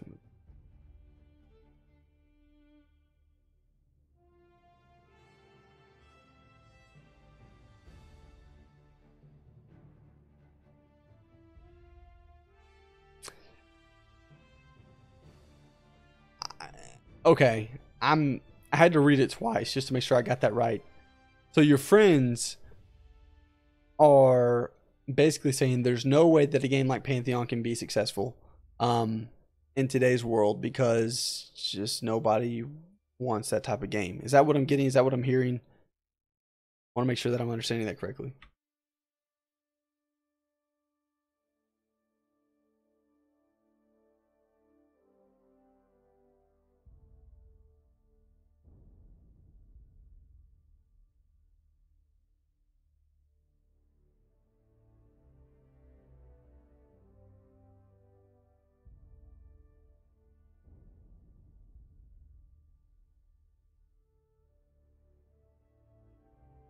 So if I'm understanding that correctly, which I think I am, what your friends are saying is in today's world,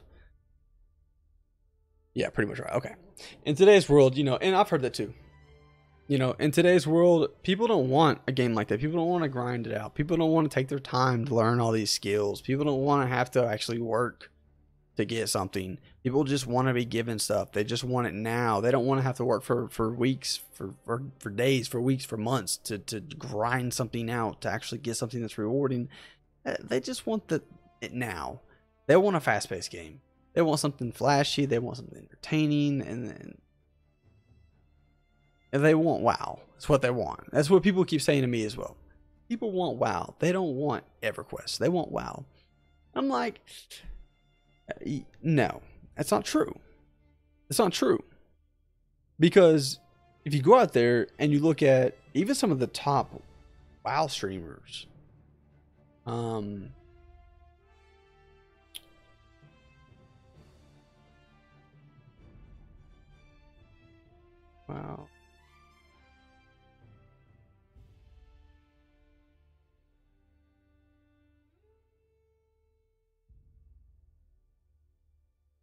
Let me see if I can find it real quick.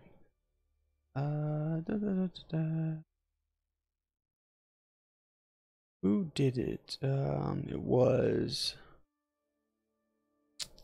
He's the leader of Mythic.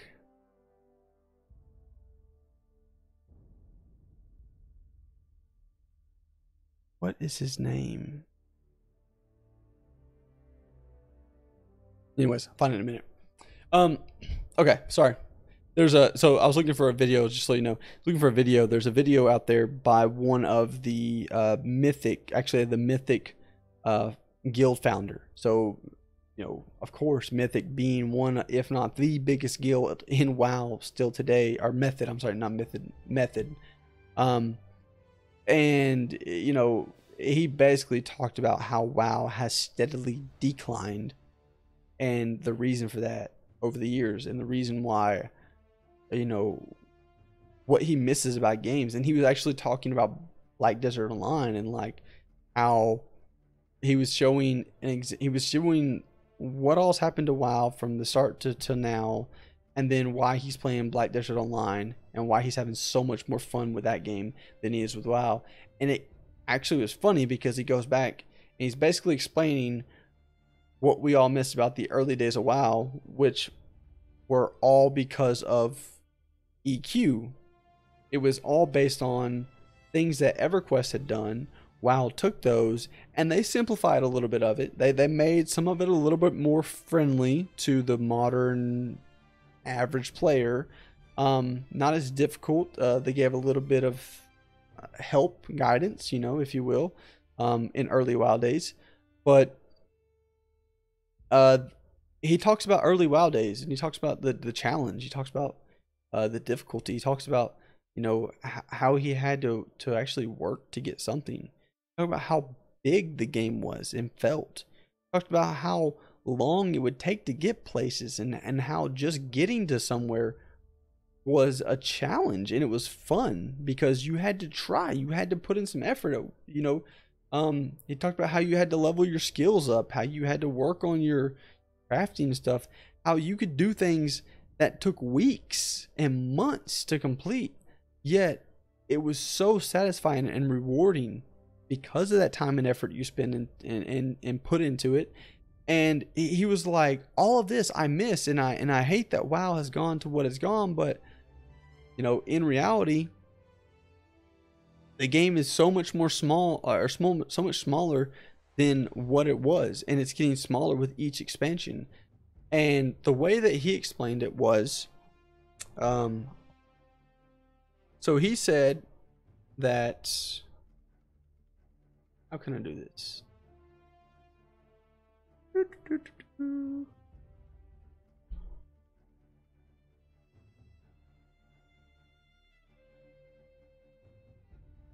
So this is how he explained it. So he said that there was the original WoW, said there was the expansions here. So you had 1, 2, 3. It's hard to do this with a mouse, whatever. Let's say you have 5 expansions. This is how he said WoW did it, and I love the way he explained this.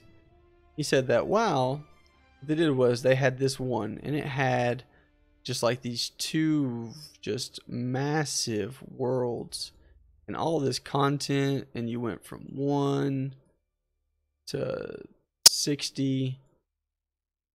So you know, you had all this content here that you had to deal with, and then when you got to 60, the world, all this still mattered. Like, you still had to deal with all this because you had to work on like skills, weapon skills and stuff, maybe something you hadn't worked on up until level 60, or you had to go travel to a new area to learn different teleportation spells, like all kinds of stuff. Like, the whole world of Warcraft, the whole world mattered here. You traveled across it all, you explored it all, you went back and forth between new zones and old zones all the time. It was just, everything was alive here, everything had meaning. And then Burning Crusade came out, the next expansion, and it was like they added, what was it, 61 to 70? So they added that. Well, when they added 61 to 70, none of what was previously there mattered anymore. All the raids didn't matter. All the dungeons didn't matter. All of the low-level content didn't matter, because it's, whatever you did from this point to this point, as soon as you hit 61, you pretty much started over again. The gear you got at 61, no matter what you had here, was better. Even the lowest tier gear was better than what you had here at the highest tier of 60. So you pretty much just said, everything we have here is gone. Everything we created, this huge world we created, is gone. And they added another world, which is a pretty good size, but they added another world here, and that was where everybody stayed. No one went back to the old cities and old world, and no one hung out in the streets, and no one spent time at crossroads, you know, and things like that. No, they went to Shat, and they went to Outlands, and they spent all their time in Outlands, and that was it. They really didn't play on any of the other 2 continents that were available. And then you had, what was this, Wrath? I think it was, or Lynch King, actually. Lynch King, which went from 70 to 80. And it was even smaller. And again, same thing. We've now deleted the first 2 continents of the game. They're pretty much gone. They're just void. They're useless right now. The Outlands, useless, completely useless. And then we have Norath, or not Norath. What is it called? I can't remember what it's called. But anyways, for the Lynch King, we have this place here, and now it's even smaller. We have fewer raids, fewer dungeons. You basically have 10 levels that matter, and then everything below this, the money, the value of items, all this stuff that you get over here is useless, is worthless. There's just no point in even going to the Outlands. There's no point in going back to the main continents that were available at the beginning of the game. Your objective is to get out of these first 2 as quickly as possible and get into this one. Well, then we have Cataclysm.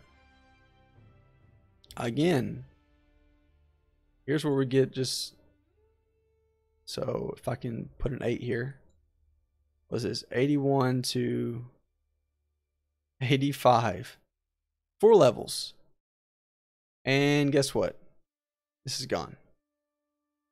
Not only is this gone, they took the continents from the first expansion and changed them.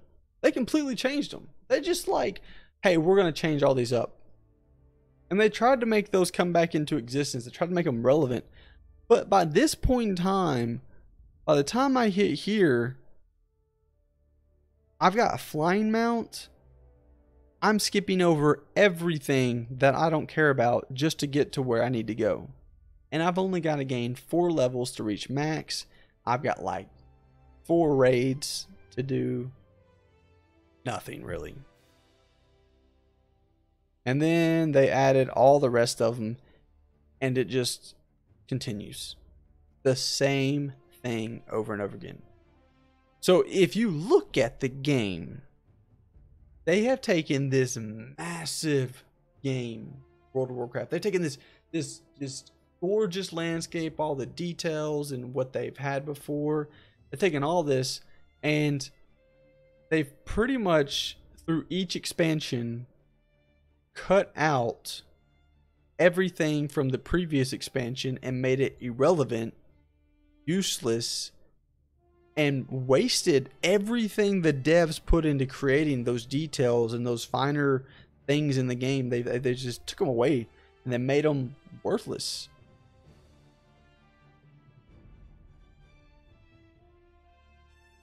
I think WoW did this worse than any other game I've ever experienced or been a part of. They really just, they took it to that next level. The stats on items were just astronomical when it came to difference. Every single expansion in the game changed tenfold. It was insane. Instead of adding more content onto what they had, they literally just scrapped the old content, left it there kind of in the background as, oh no, we're adding onto it, but they really weren't. They were just kind of, I don't even know how to say it, but they were just kind of like replacing, or I'm sorry, they were adding a new game almost on to what they had. So you had the same login, you had the same character, but you weren't playing the same game. It was a different world. You were in a different area. You never went back and experienced all those old things that you enjoyed so much. And 90% of those by the time of Kata were removed from the game. It's like, holy crap. I can't even go back and relive the old glory days. So that's why you have all the other things popping up. So look at games like when I look at these top tier streamers, and the reason I brought that up and the whole reason that conversation started was because we're talking about one of the leaders of the most powerful and dominant guild in World of Warcraft even today, came out and basically said, the reason I don't enjoy playing WoW anymore is because of this, and just what I showed you, because of that. And because of that, he's just like, I don't enjoy playing anymore. I don't have any fun with it. It's so much smaller than it was in previously. And he went to show Black Desert Online, and he said, see, this game is still in that first expansion. It still has all the content available. It's all relevant, and it is all meaningful, and it's enjoyable because of that. We're exploring. We're finding things we didn't know about, and yada, yada, yada. And I was like, that's what I dream of when I think of Pantheon. I think of that exploration. I think of that grind, that battle to get anywhere in the game. I expect travel to take a long time, to be meaningful. I expect there to be danger in the game. I expect not to be able to skip over content. I expect that I'm going to have to work at getting everything up to the top, and it might take me 2 or 3 years to get everything to max level, and then I expect to have 2 or 3 years more of exploring in dungeons and top tier content before I've ever even thought about coming close to exploring the whole continent and everything that's in the game. Now, I'm a casual gamer. I play 3 to 4 hours a night. You know, family, life, work, things like that gotta happen as well. So 3 or 4 hours a night is a pretty good amount of time for me. But some people play 8, 9, 10 hours a day. I get it. They might get through it a lot quicker than I do. I get it. But for the casual person, I expect this game to take a long time to complete. And that's one thing that we don't see in games nowadays. It's like you said, it's a rush to get to the end game. Everyone thinks that the end game is the only place that things are happening. It's the only reason to play the game. It's not how I want to play the game.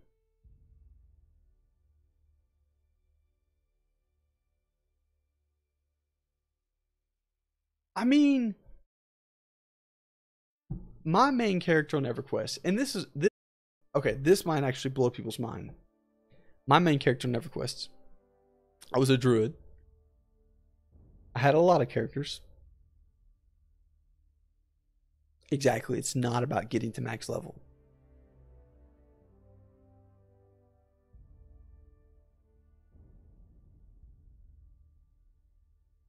Oh, what happened? Stream complete, stream resumed. Hey Tom, is my stream buffering for you? If it is, I apologize.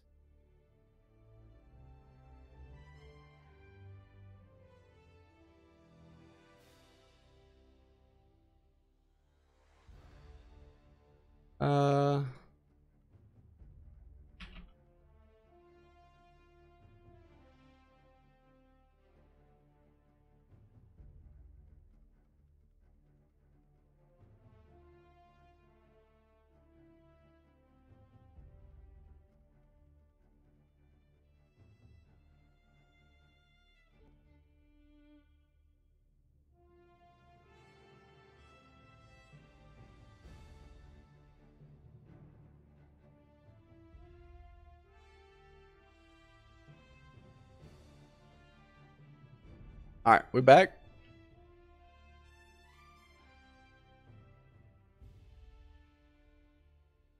Okay. Yeah, I restarted it. Yeah, it did the same for me. It said stream stopped, stream resumed, and it just kept spinning. I was like, I don't even know what's going on. Like I said, I'm messing around with some settings. I got to tweak some more. I'll have to work on it. I really want it to be in 1080p, but I just don't have the PC to run video games and stream at the same time in 1080. So I have to stream at 720 when I'm actually playing a game.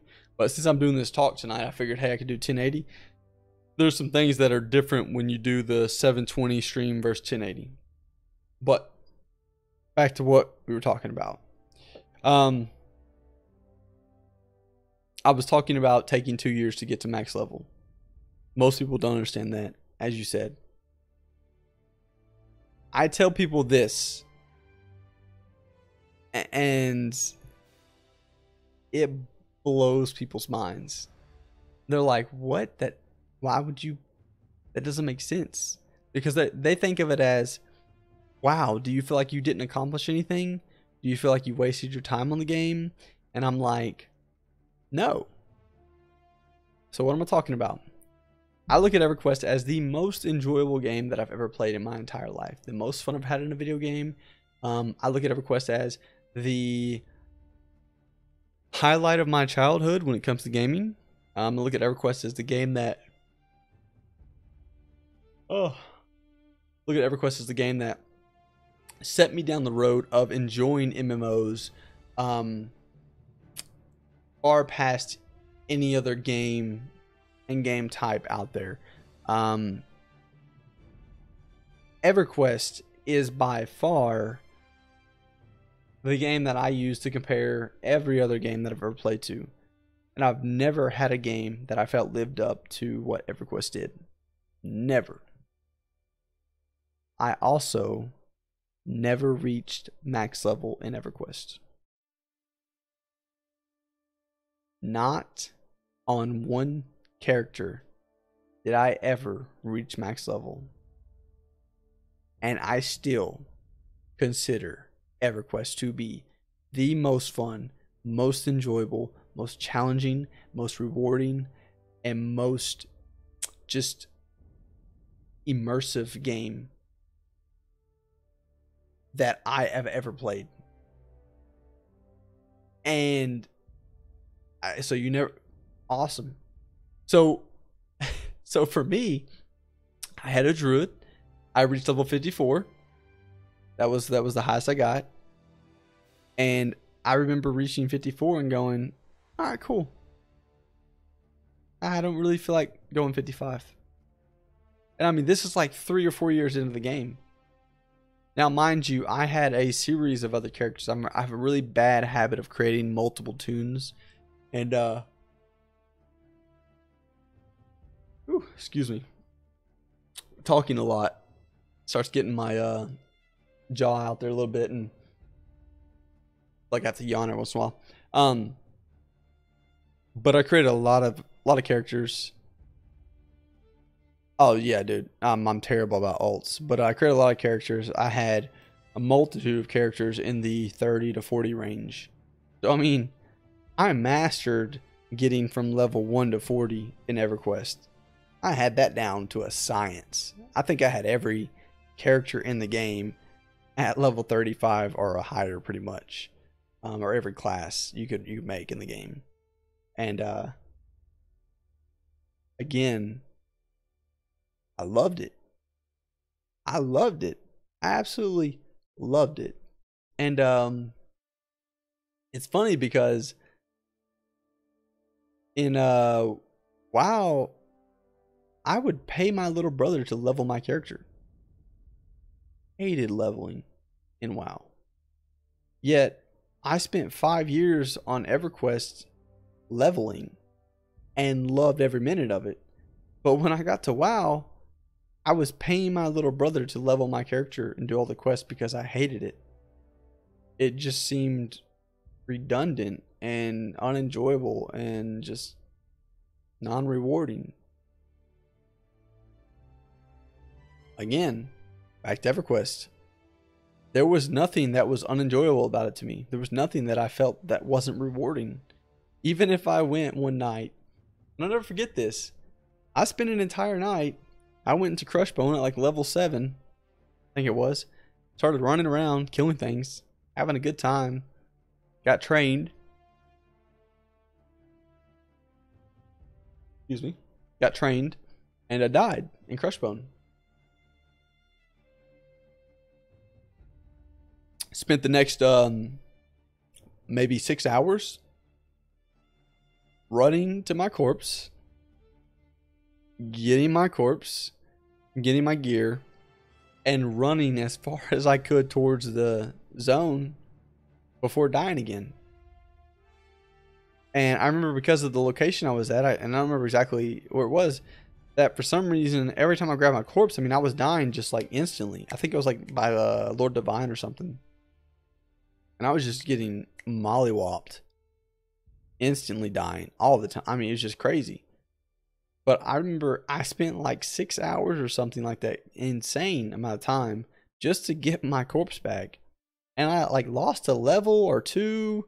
I was like, you know, I'm level like 7 and I'm losing levels, dying repetitively.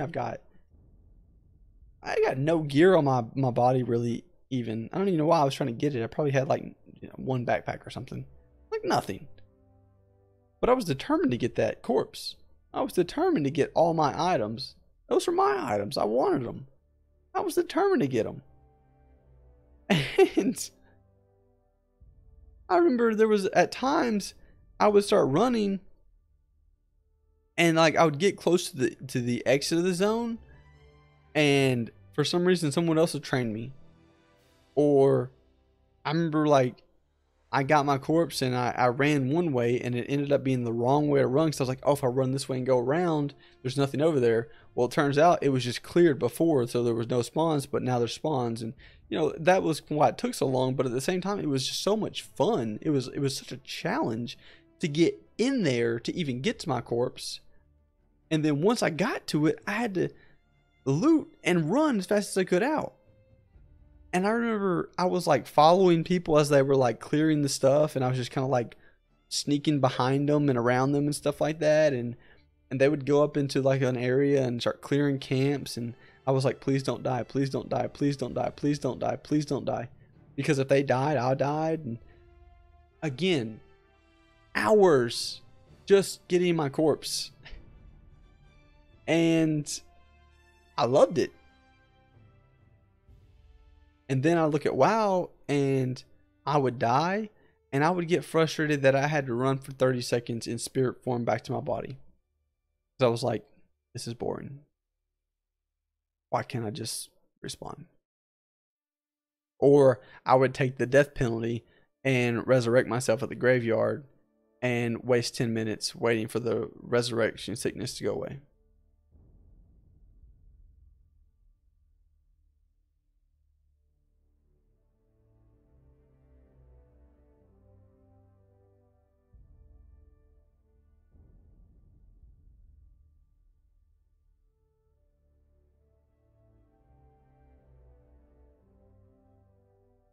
Yes. Yo, what's up, Ian? Tom, exactly. Exactly. Something that you think would be completely boring.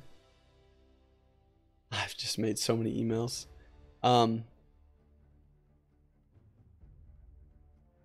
Beyond that, to touch on WoW and pain people.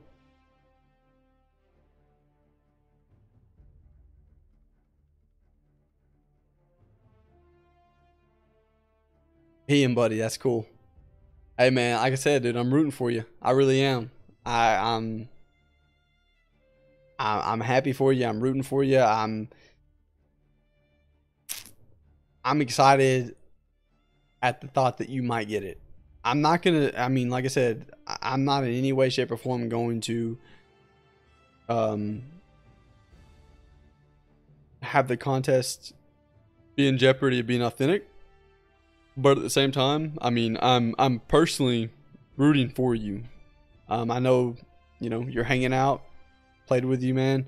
I like you. I think you're cool, and you know, I'm hoping that somebody like you gets it. So, best of luck, dude. It's exciting for me to think of, you know, you potentially getting it. So I'm hoping for the best. But Quest and EverQuest, even when you're doing something silly like collecting Death Fist.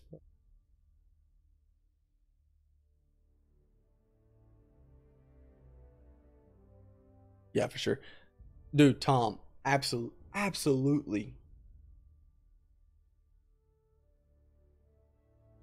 So Tom, that was one thing that I liked about EverQuest so much more than I did WoW. Every single quest that you did was more difficult, but more rewarding. And to me, that was, I mean, because I remember, okay, so I remember when you're correct, I think it was Death Fist belt, no, Crushbone belts, was it? I think it was. Where you go to Crushbone, you collect the orc belts. I can't remember if they were, I know there were belts you had to collect from Crushbone. I thought there were Crushbone belts. They might have been Death Fist or something like that. But so in Crushbone at that low level, I remember figuring out Freeport. I got you. Okay. So in Crushbone, I remember figuring out you could collect the belts and go turn them into a guy. Yeah, wood elves. Yeah, Crushbone for the wood elves.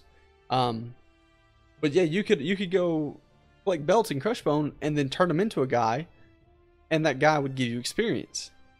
And I remember it was so funny because I had went to Crushbone so many times with like so many alts before, and I never knew that. And then I ended up going to Crushbone one day, and like some dude was like, "Hey, can I have that belt?" And I was like, "I mean, sure, something great." He was like, "Yeah, but I'm turning it in for a quest." And I was like, "Oh, there's a quest?" Because there was no like indicator that there was a quest guy. There was no like big sign that, hey, these are quest items. I mean, they were just belts. And I was like, I've been selling them. He was like, dude, these things are like, you get so much good experience off.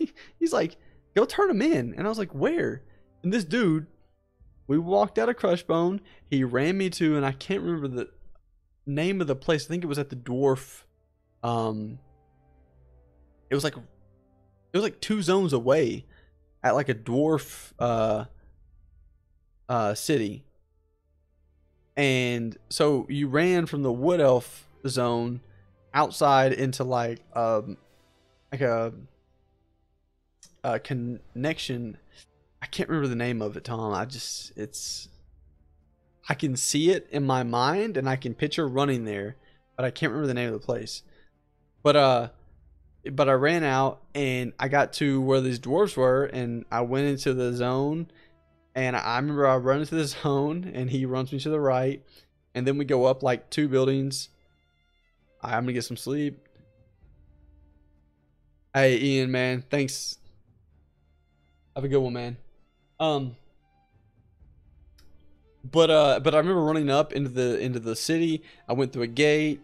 To my right there was like a little, like a walkway between 2 houses, and you walk there, and like you take like a left, and then you take like another right, and like the dude that you hand this to is like in there. And he's just like, yeah, just trade with him, just give him those belts. And I was like, how are you supposed to know you got to give him belts? He's like, dude, just trust me, give him belts. And I remember I had like 6 belts on me, and I gave him like 6 belts, and it was like more experience than I had gained in like 5 hours of work, like 6 belts. And I was like, holy crap, like that is awesome. And he was like, yeah, you didn't know that? I was like, no. And I remember going and collecting these belts for like 3 days. I was way above the level cap for Crushbone, and I'm just collecting these belts just so I can go turn them in and get experience off of them. And I was so excited about it because I was like, oh, this is so awesome. And it was things like that though.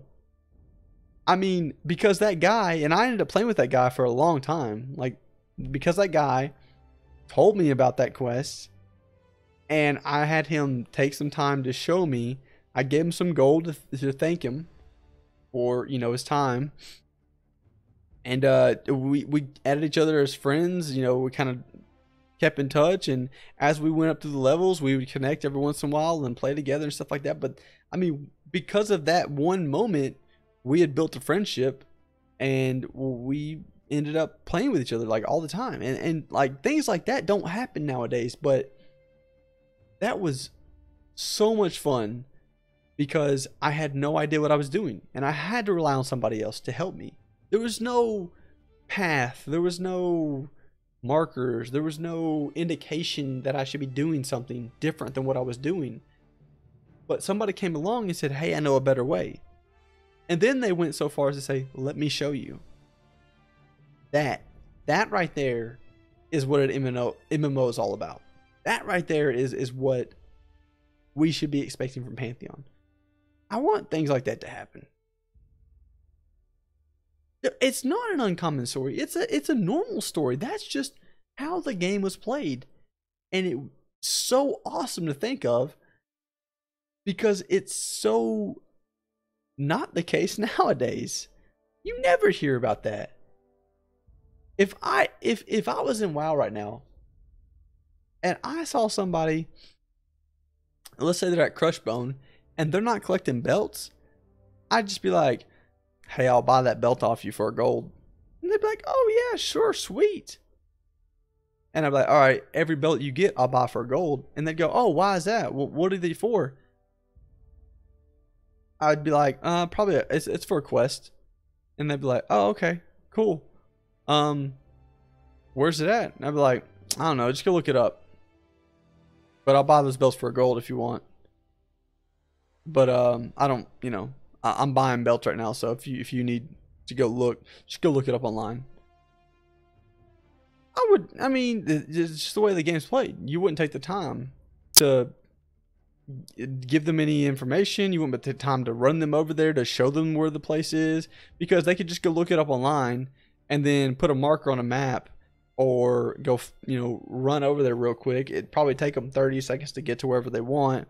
And as soon as they got there, there's going to be a big dude with a giant exclamation point above their head. It's like, dude, you can't miss it.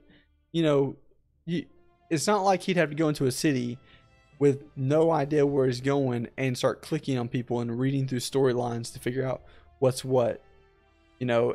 And that's the type of stuff that I think it made the game so much better. It really did. It was so much more generic and just kind of simple, but it made the game so much better overall because of things like that.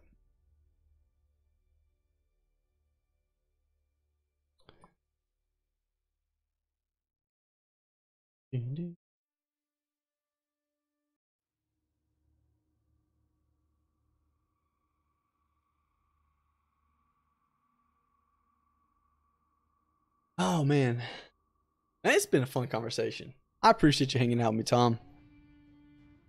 I've had a I've had a blast tonight talking about this stuff. Um, let's see if there's anything else here.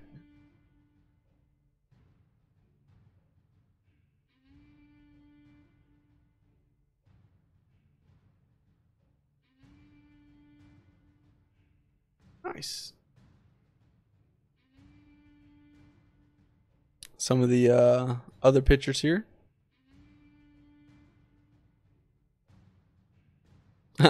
I never noticed this picture. So this is really older pictures before the lighting and stuff like that was changed.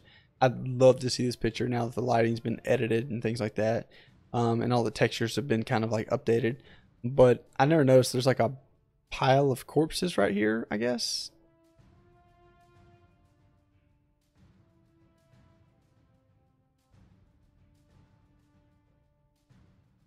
Well, dude, I mean, like I said, I'm glad you stopped by because it's something that I want to start trying to do more and more. You know, streaming more Pantheon discussions and things like that. And for me, I really do want to open the door and have people come in and talk about things. You know, I know they have the Voice of Terminus show where they kind of do some theory craft and stuff like that. And I'm not even here to theory craft. I'm here to just tell stories. I'm here to just talk, just have fun, hang out, look at stuff. Sure, I'm here to theory craft as well. Take my guess, take my shot at what's to come and all this stuff. And I'm here to give my opinion on some of this stuff. But at the same time, I'm just here to hang out and have a good time. And, you know, like I said, tell stories about, you know, EQ and WoW and other games I played and just, you know, enjoy being able to be around people that are looking to enjoy the game that I'm looking to enjoy as well. Oh man.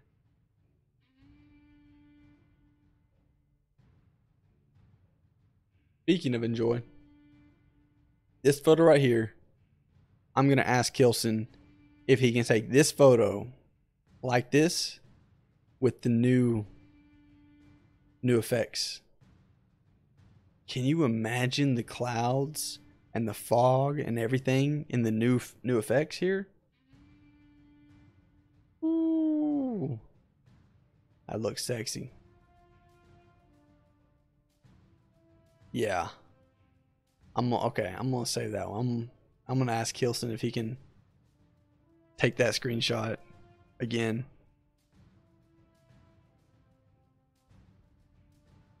This is a cool place. So they've shown this a few times now. And Kilson actually he showed an old photo back in like September of 2016 where it shows like the back of this and it looks like a little training area. I can't remember where he posted it at, but I saw that one. He shared it with us on the forums, I think it was. But yeah, no, this place looks really neat. I have so many questions about it. So many questions because I look at this door. This door is huge. And I'm like, wait, do I go into the door? Where do I go in at? You know? So is there like a place in the back, like a hole in the wall or something? Like, where am I getting into this building? Because I feel like if I open this giant door, like if there's something in there waiting on me, kind of like a, hey, I'm home type deal. Like, you know, I'm waking the whole castle up. But from what I was looking at, he does show, I think he shows a few screenshots of the inside of it here and there as well. And it looks kind of dark. Yeah, no, that door is massive. I mean, it's a 2-story door. I wonder how it's gonna work. I don't know. That seems interesting to me. This is I think this is of the tower. Photo of the tower, if I'm not mistaken, as well. This is like a side of the tower or piece of it. Oh, yeah. So if I make this a little bit bigger, this piece over here, if I'm not mistaken, is what we looked at earlier. Like this is where that light's coming in the window. This is that purple tree that we're looking at. So I think that's that part, and then this is the hallway here. So pretty neat. That's a South Soul, and again, yep, that's that picture. Okay. Oh, the Mad Wizard. Yeah, the Reckless Magician. So this one's pretty cool. We had a lot of people talking about this one. Again, I'd love to see this one with the new lighting and effects. I think there's a lot of potential for this one.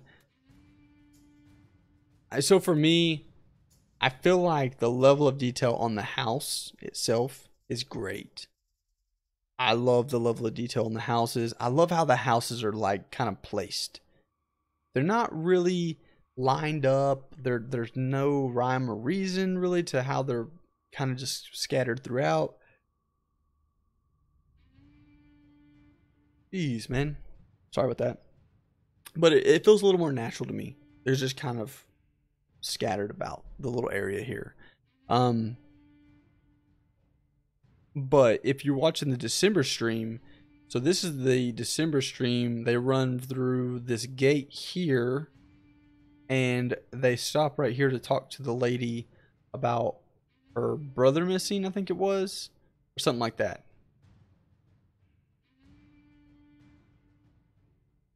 Yeah, I mean, just kind of settle, like those are like it looks to me like they're walking around on the land and said, "Oh, this is flat enough. It looks like a good spot. Let's build here." You know, instead of a let's change the land and build all this in an orderly fashion, or let's line up a bunch of buildings. Like I like the scattered out, like kind of just wherever you can build it type of landscape. So I like this picture. I think it looks really good. I'd love to see it with the new lighting, as I'm sure everyone would as well. Now, here's another one. Again, I'd love to see this one with the new lighting, but I also think that with the new lighting and new shadows and texture, I think this right here, the rice paddy fields, are really going to become a lot more detailed and neat looking. So I'm excited to see the water with the new effects and things like that, because I mean shadows make a difference on water, and that could really be kind of cool. Another thing that was brought up with the rice fields and things like that, can we harvest them? Can we make them? You know, things like, you know, is that going to be something that I can actually utilize in the game? Can I go through here and collect rice for cooking mats and stuff like that? So interested to see how all that comes together and happens. But yeah, trade skills. I mean, you know, what can I do with this? Like, what is this? Is it just for looks, or can I actually use this and do something with it? You know, questions. So, oh, this shack. There's a lot of people that love this shack, and I do too. I absolutely love the shack, and the reason I do is because it's so simple.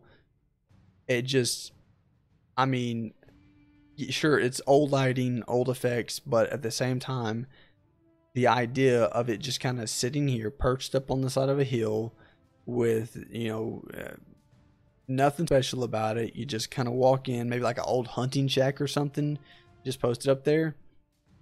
I don't know. I would love to be traveling around somewhere and just kind of run into one of these over a hill, like in the middle of some woods and bushes, and just like run into a little cabin. It's just like, wow, where did this come from? What's in here? Let me go see. You know, things like that.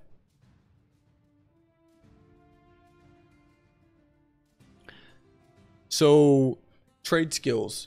When they've been talking about trade skills, they've been talking, or at least Brad has referred to a mixture of EverQuest and Vanguard, more towards Vanguard, meaning when you're thinking of crafting and trade and things like that, think of it being to where you can make it as simple or as complex as you want, type deal. He wants to make it, from my understanding, big spider. Hold on, let me kill this real quick. Sorry.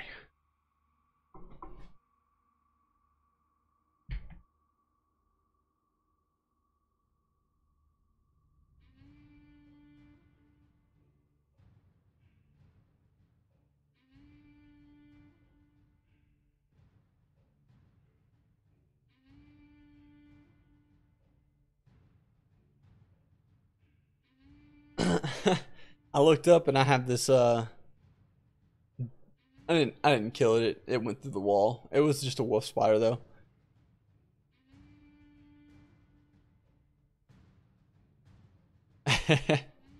Well, I mean, I don't really have a big. I personally don't have a problem with spiders, especially like wolf spiders or something. Um, for the simple fact of they really don't harm you. They're not poisonous enough to do much damage. But my wife would probably burn down the house if she saw it. So she'd probably lock the doors and light it on fire and just stand outside and watch it burn to the ground. And I'd be like, what happened? Why is my house burnt to the ground? As I got home, and she'd probably just be like, oh, there's a spider in there. No, and of course at that point in time, I'm just like, oh, what can you do? What can you do? But anyways, so talking about the crafting and trade skills and stuff like that, I know we've had some conversations with VR at the round table about crafting. I think it was Convo. I have a bad history of spiders. Hey, I mean, some people do. I can't remember who it was, but they did that at a round table with us. And they're working on crafting in the game. And they said that it would be a kind of a mixture between EQ and Vanguard when it comes to crafting. And one of the things they're working on is they don't want to make it so difficult. Like in Vanguard, if you try to get into crafting right off the bat, I never played, but this is based off what I understand. Try to get in crafting right off the bat, it was so difficult and so hard to understand, and it wasn't user friendly, and it required so much time and effort to even get started. It was so difficult to get started. Now once you got started and got the concept of it and how it all worked, it was a really neat crafting system because it allowed you to do a lot. But one of the things they're looking at now with crafting and trade skills and things like that is they want it to be easy enough to where people can like slowly work into the more complicated pieces of it. They don't want it to start out just overly complicated. They want it to start out pretty simple and kind of build into that more complicated crafting system, more complex crafting system. And that makes me excited. I get really excited about that because, if I'm out like gathering materials or working on my trade skills or working on my crafting or whatever I'm doing, then I want it to continuously progress. But at the same time, I don't want to have to learn the entire system like before I even start. I want to be able to just kind of wing it and just start figuring it out as I go. I don't want to have to go read about it to understand it. I want to just kind of start doing it and just kind of like figure it out. And so that's what they're looking at. That's what, from my understanding, they're trying to do is make it to where you can get on there and just kind of figure it out. And so that to me is exciting because I, for one, love that.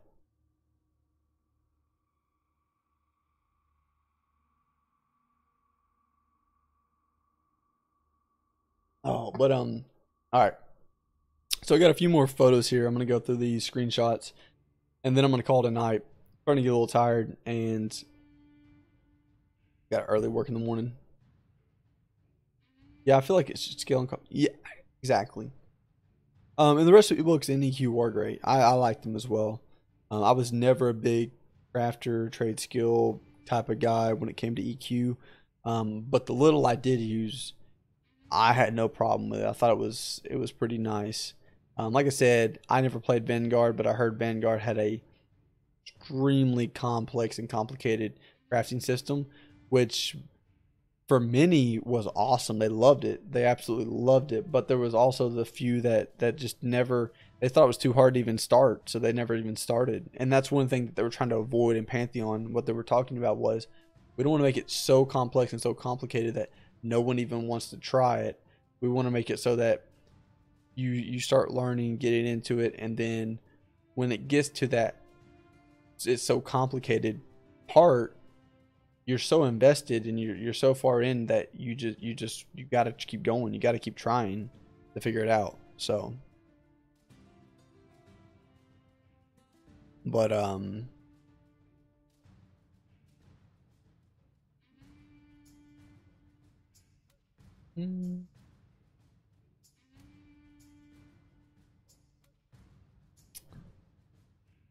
some really good screenshots. Let's see here. I'm gonna keep going. Oh, there we go. So I was talking about Ko when he got inside the tower and stuff, and some of the gnomes. Man, I got this gnome right here. If you look at the gnome, he's got this white cloak on, this kind of purplish, the arcane glow to him is kind of purplish. I love that look. I think it looks awesome. Uh, Ko looks a little generic in the monk outfit, but hey, it is what it is. And then for the armor, now the armor doesn't look bad. I don't mind it. I think it looks pretty good. However, uh, let me see if I can find it real quick.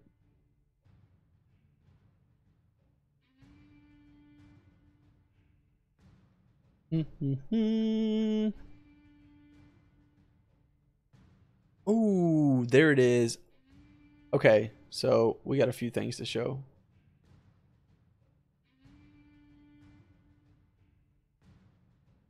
One. Oh man. Two.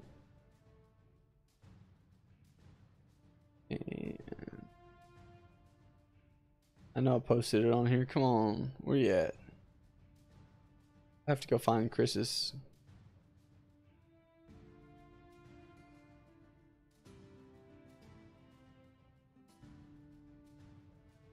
There it is. All right.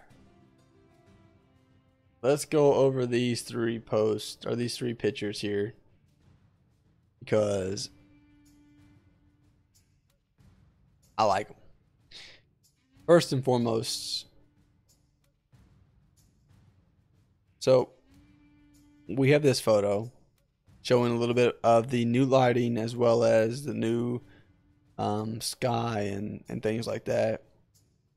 It's for some reason showing like in a different resolution, so it doesn't look as clear. But again, I think it looks really good.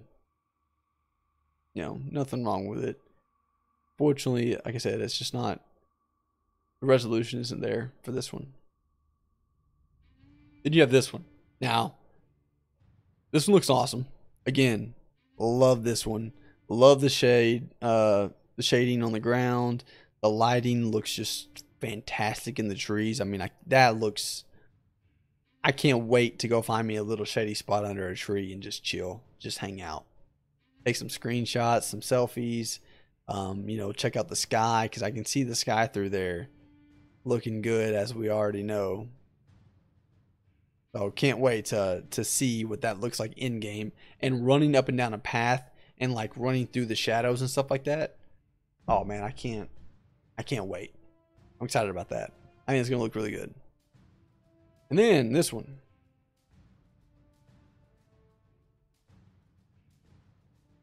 All right. So, Chris posted this on his Twitter. Said it's a few of the concepts he's working on for armor sets. I believe this is going to be for the warrior armor. And he was asking to name which type of armor. Aw.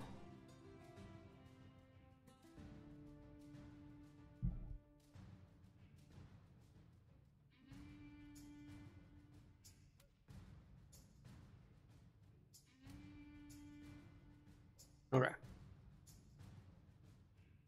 Son decided he was gonna scream for a second. Guess he had a bad dream. Seems okay now.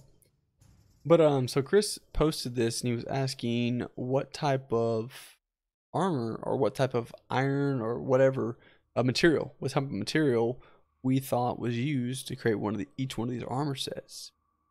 And so my guesses are we have over here, we have a ruined or a rusty steel or iron. So I want to say it's a rusted iron look or ruined iron look over here. And then I want to say we have a bronze set. Thinking this is bronze. I'm thinking this is steel. Oh,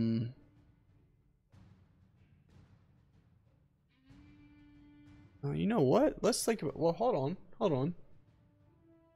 Okay, I think I might change it a little bit. I'm thinking this is a ruined or rusted iron. I think this is bronze. I think this is iron set.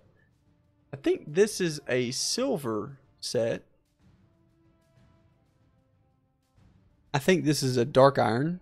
I think that's literally what's probably going to be called, dark iron. This might be like a mithril set. So this might be like some sort of mithril look. And then I think we have gold. And then I think we have cold steel. Or, yeah.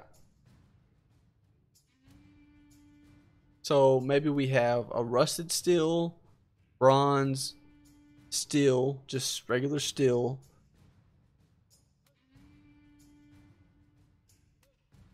I don't know. These two right here, I don't know. Because when I first did it, I did this. I said, this is a rusted iron. This is a bronze. This is a rusted steel. This is bronze. This is steel. This is iron. This is dark iron. This is silver. This is gold. And this is cold iron. Or cold steel. Yeah, something like that. But I don't know. I will say, my favorite out of all these by far, I think, is the dark iron. I love the black. I think that looks just awesome.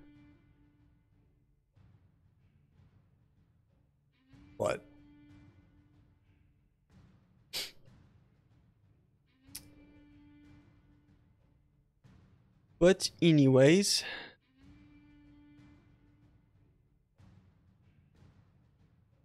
I think I'll end it on that.